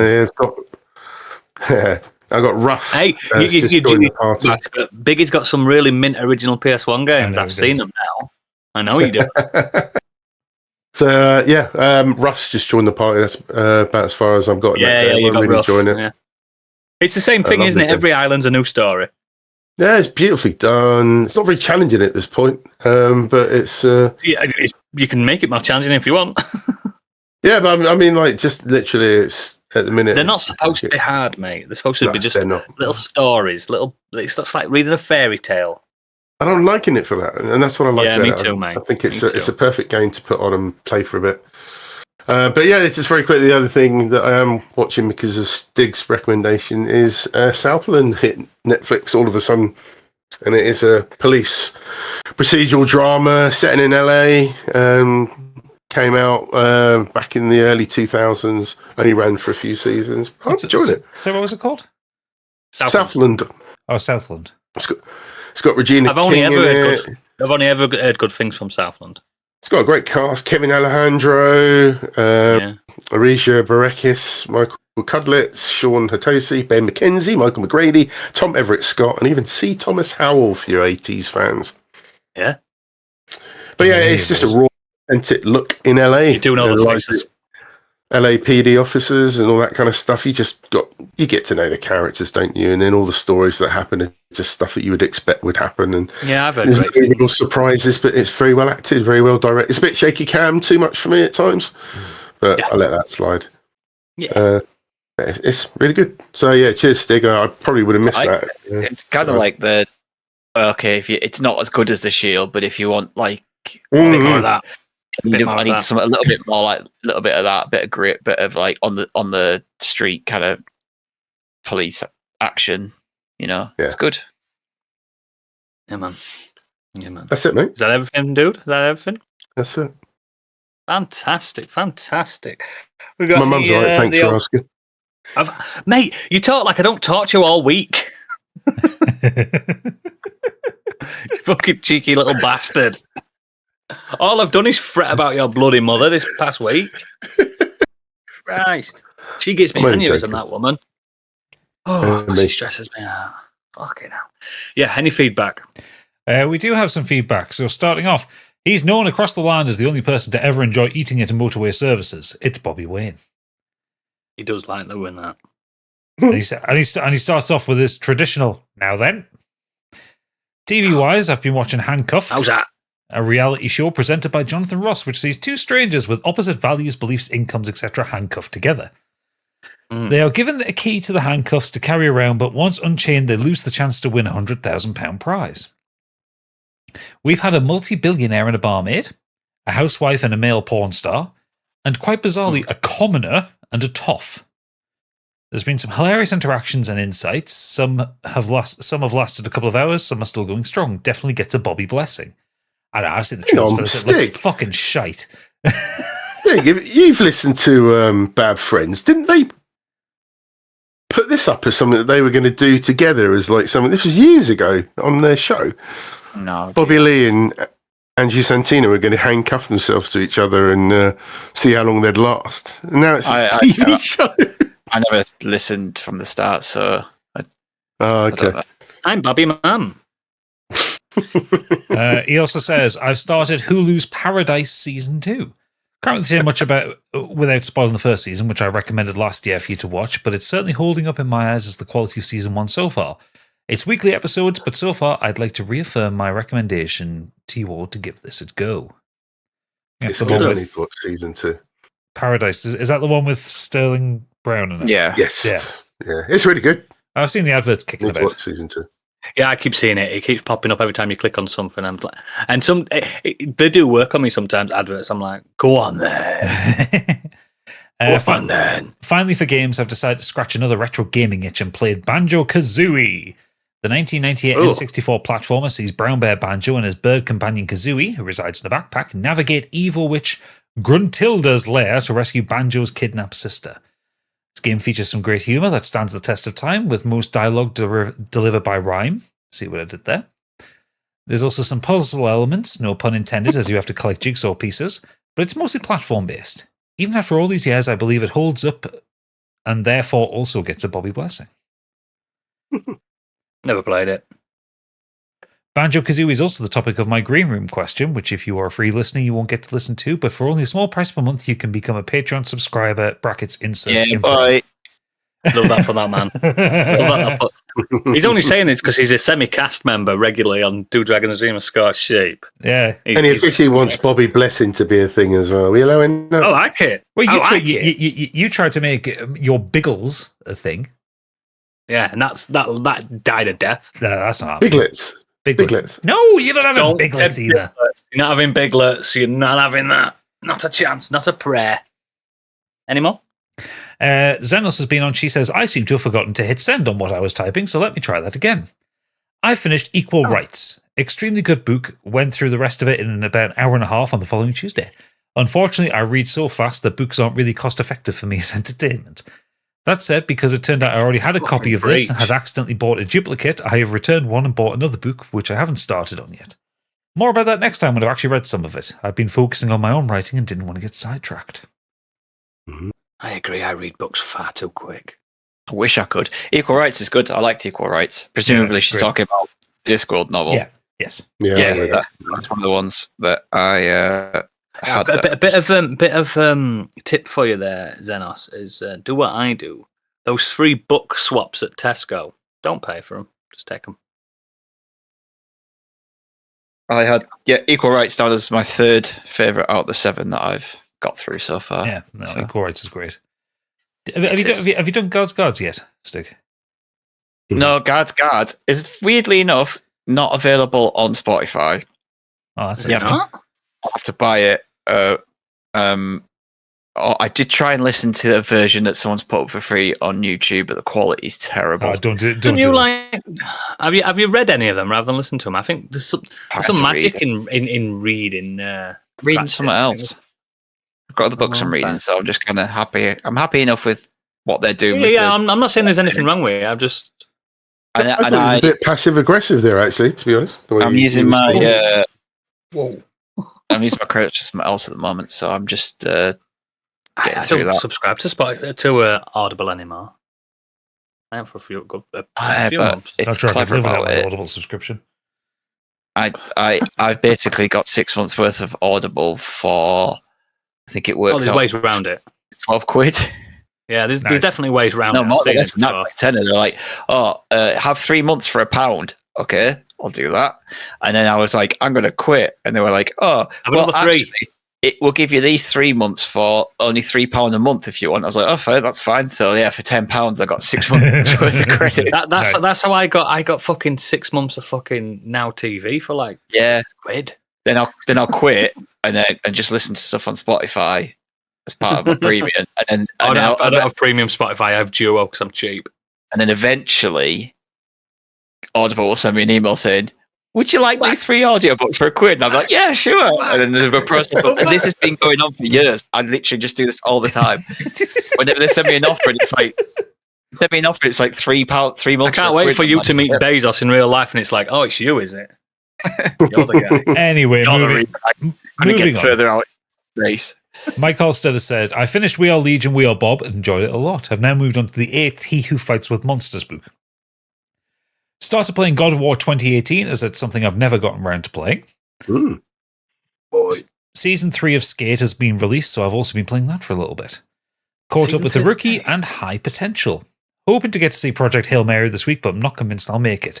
Hope that's a bit better for Punctuation Gadget. Yes, I that was better, but he's not put a capital letter in any of that. There's nothing, not a proper noun in there at all. What is season 3 of Skate mean? So Skate's live service game, so it's they're playing it in seasons with like a season pass and stuff like that. It's a free to play, isn't it? Yeah. Skate, as in the Xbox game Skate. Yeah, it came out. There's a new one came out last year. Did it? Yeah, as a free to play live service game. I could never play Skate. I could never control it. The controls were weird. Like it was one of those that you either got it or you didn't. It wasn't like Tony Hawk's where you just held X and jumped. Didn't ever play Tony Hawk's either because I just don't like skateboarding too much. But I love skateboard, but the Tony Hawk's games are incredible. I mean, after all, here I am doing everything I can, holding on to what I am, game. pretending I'm a Superman. What? Goldfinger. Oh. I thought that was quite deep, that, mate. No, it's actually ska music. That's the problem. You thought ska music was deep. What a traitor to the metal cause you are. Anyway. Don't put that on my headstone. Here lies Oodles. He thought ska was deep. Hashtag deep. Last up, we've got Lego Boy Angry Kurt. He says, games-wise, I finished Reanimal alongside fellow listener Tig. If you don't know, it's a game like Little Nightmares, which makes sense as it's by the same team. It's quite short of 5 hours, so I would have felt a bit ripped off had I paid full price of £30 for it, but I got a half price through work. It is enjoyable, mainly because it has some great set pieces and incredible atmosphere to it. However, the puzzles and platforming are really simple, so you're never really tested. I'd say it's more of an experience. I've also played all the others. Yeah, I mean, the Little Nightmare games are good. I haven't really looked at Reanimal. I've also been playing the new craze that is Pokopia. I've never played an Animal Crossing style game, so I wasn't sure how I would take to this, but I'm enjoying it. As expected, it's a cozy game to play and more appealing to me due to the nostalgia of Pokemon in it. I can see why it's been so popular. I've always played a couple of hours. I've also played a couple of hours of Slay the Spire 2, and I already feel it's scratching the same itch that Balatro did, but more on that next time. I'm going to also get into my new regular segment in the green room about my Pokemon adventures, by the way. TV-wise, I've watched through all the new Drive to Survive, which was the best season yet, and also smashed through the first season of The Trip. It's an old BBC show starring Steve Coogan and Rob Brydon. Oh, yes, I remember this one. Who played themselves. So they go around eating. Yeah, go around the UK, visit and review Michelin-starred restaurants. I found it really funny, even though they're supposed to be reviewing these meals they eat, the show is more about the random conversation they have over the meal about various topics. I think that show just came about because Steve Coogan and Rob Brydon just wanted to go visit posh restaurants. Yeah, they did. And all they do is they drive around in their car going, I'm Michael Caine. No, I'm Michael Caine. I'm Michael Caine. They're just, it's good. I like both those people anyway. So I've seen it all. They sort of play a version of themselves. It's not 100%. Yeah, there is drama to it as well. They actually have a story in there. Yeah. They're good friends in real life as well, aren't they? So it's just they've literally just came up with a job where they go, the BBC's paying for us to go to Michelin-starred restaurants. They eat really, really, really nice caviar-looking dishes and do Ronnie Corbett impressions. Yeah. Dream job. It's a dream gig. Really film-wise, I watched Days of Thunder, which kind of reminded me of the first Top Gun, in that it wasn't that... Is it about the Stallone one? Or was it Cruise? No, Cruise, isn't it? It's on Cruise. Cruise, yeah. I liked it when I was younger, but I don't know if it holds up now, but I did enjoy it. Well, he says, it reminded me of the first Top Gun in that it wasn't that great and probably the weakest racing film that I've watched. The weakest racing film I've watched. Then I also watched Hard 8 for a film club I'm in, which was fine, but by far Paul Thomas Anderson's worst film, in my opinion. I haven't even heard of Hard 8. Finally, in books, I finished The Brilliant Subtle Knife. I think it was great, but I preferred the first book as though the hot air balloon chapter. I thought the hot air balloon chapters were a bit boring. There's not much to do in a hot air balloon. I didn't think that there was much good. didn't think the hot air balloon lasted that long, but can't remember. But yeah, it's a great book. Not as good as the first, but the whole of the series is brilliant. So I've now started the BBC adaptation TV show. Oh, Oodles, pay attention. And to no one's surprise, I've started a new footballer autobiography in the form of a player I doubt you will have heard of, Paddy Kenny. Paddy Kenny. Irish. Paddy Kenny. Although he did play for Leeds. Did. I know you will laugh, but one trend I've started to notice is that I actually find the books of the players who played for the lesser teams to be more interesting than the big name players, as you have a more interesting insight and aren't afraid to throw people they worked with under the bus. That makes sense. No, the big players, probably true. The big players and coaches tend to be more cagey with who they criticise. Okay, they've still got a career afterwards. That's fun, Kurt. I like that. It's clearly the ones who didn't become the superstar players come out of it and go, now this window guy fucked me salesmen. off, this guy fucked me off, and I now work for Arnold Clark. Eddie Stobart. Okay. I know Kurt loves these autobiographies and that, but when I'm loving a series, he's clearly enjoying his dark material. How do you stop How reading do you them? just not go straight to the third book right there? Yeah, man. I don't know how you split it up like that. I know you like to kind of... Does the Subtle Knife have a cliffhanger to it? Does that have a...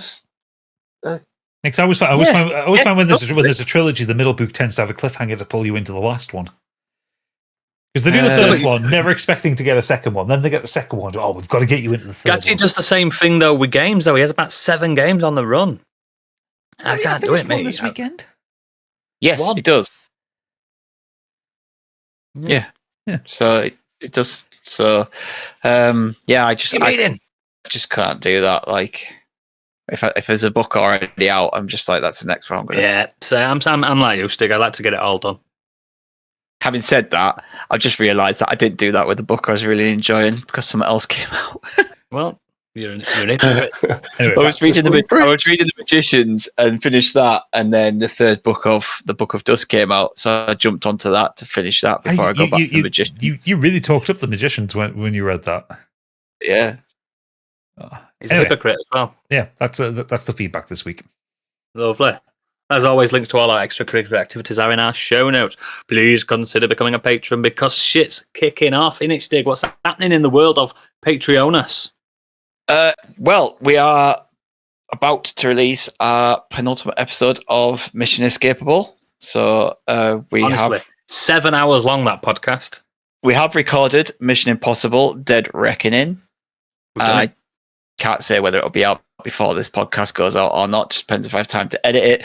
But as ever, it's a really good episode because we bring the goods, man. We bring the goods. We've never done a bad one. And then, our Patreon episode will be out later this month at some point. We'll put a vote out for you to do. What did we do last Patreon? Which one was that? Last We had Patreon. a That was rant, Kill It With Fire. didn't we? Yeah. Oh, it's Tentgate. That's when Tentgate kicked that was one where Candy really insulted me. Yeah, don't say why, but Tentgate. Hashtag Tentgate. It was pretty intense. Yeah, but if you head to patreon.com/modernescapism, the lowest bundle, I can't remember. I should have all this written down, but just go there, sign up.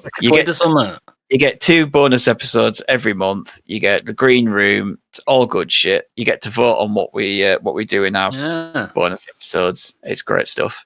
Or if you just want to support us, just give us a quid. And it helps just produce the show. And we've been discussing it in our little green room of the next couple of series of our film club that we have really good ideas for. And there's a few obvious choices that we're going to do, and we think you're going Twilight? No, I did mention that, though, didn't I? I still think we want a series that's inconsistent because we want a series that's got some really fucking good films but some really terrible films because it's always fun to be angry at a film. No, because those series never get finished, do they? No. So No, not a whole series of films you're angry at. You've got to have some good ones to keep the great interest films going. in that series. Some great films. Me and Needles are going to re-record that series and get all 10 films done before you two even finish in it. a month. That's fine. Go for it. I'm happy to not do it. No, It's all right, patrons. If you're still waiting for this, there can be a lawsuit that you can sign up, like the PlayStation one. You watch that film to know what the fuck happened. The best part is I can just cut all of this out. And it'll be Release the Stig the Stig cut. Come on, Yeah, release it. me and Needles have our recordings. We'll just release it, won't we? Yeah, Well, I've got mine, mate. just you two, just your half of the But we podcast. can use it in court. We can use it in court when the fucking lawsuit turns up.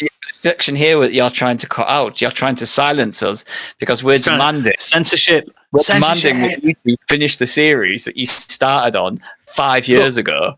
The joke is you could do a 5-minute episode saying, this is the final episode. It's shit. Bye. You can literally do that and you've done your contractual minimum. Here it is. I fucking hated it. You two, but the ones and the fun ones. You two, right, did 1, 2, 3, and 4 in the space of about 6 weeks. Yeah. And then I had to buy you a Christmas present. I had to buy you it on Blu-ray. You bought me 7 as a Christmas present. 7. And since then, there's only been 4 of the films, and it's in 3 years. X came out 2 years. Fast X came out 2 years ago. It's miserable. Anyway, I'm cutting this out. No, you're not. Don't cut this out. No, you're not. We'll release it. We'll drop our cut. It's not dropped yet. Yeah. And you're only doing yourself a disservice because you're going to have to rewatch it because you'll have no fucking. And there's no Candyland this week, so this little bit works. Yeah, this is our Candyland. Us ranting at you. This is it. You shall see. And the new one will be out in the next 2 years. So you'll have to come back and finish it off then. Yeah. You can even take Patreon money and go watch it in the cinema so you can review it the week it comes out. I'm not wasting their money on this shit. They want it. They want it. It's not shit to them. Sorry, patrons. Do consider becoming one. I mean, Stig will look after you. Sorry, they haven't heard any of that. No, they have. Yes, they have. You're not the editor. I'm just going to keep saying it then for the rest of this episode. I'm going to mention it. You're going to cut the whole fucking thing? Yeah, I can cut the last 10 minutes. It's fine. Fast X, guys. Listeners, due to Oodles' lost recording this week, due to a technical I've saved mine. I've saved my local. If this is the only recording that goes through because I've saved this local recording, I just want to say that Gadget has censored me and Stig because we've called him out again for not doing Fast X. Thank you. Look at him getting time signatures. He's fucking doing it. You can't, Oodles, you give me your recording and I'm going to do it, mate. Yeah, and just say, look, here's the audio of what we were talking about that Gadget has censored. Stop it! Stop it! Fast X. You can't hit that button quicker than I can say Fast X. Demand it! Don't fucking these fucking beggars! I want to hear in everyone's correspondence next time. Fast X. Don't give in to this fascism that these two are playing. Fascists! Take it to the streets. Come on. These fucking scumbags. Right. This is all the free stuff you're going to get. Yeah, we've shouted at each other, but we actually really love each other. And to be fair, I couldn't give two shits if it gets finished or not. I just like greasing on them. I really do. I think it's funny. I couldn't give a shit because I didn't listen to any of it. Anyway, don't listen to anything we do. Let's end the show now. If you are not a freeloader, we'll see you in the green room in a minute. But if not, this is the end of the road. Again, happy Mother's Day to our podcast mother, Candy. And a dad. Because, happy Mother's Day to Candy's dad. And happy Mother's Day to all the mothers out there. You beautiful, beautiful women. Bye. Bye. Bye.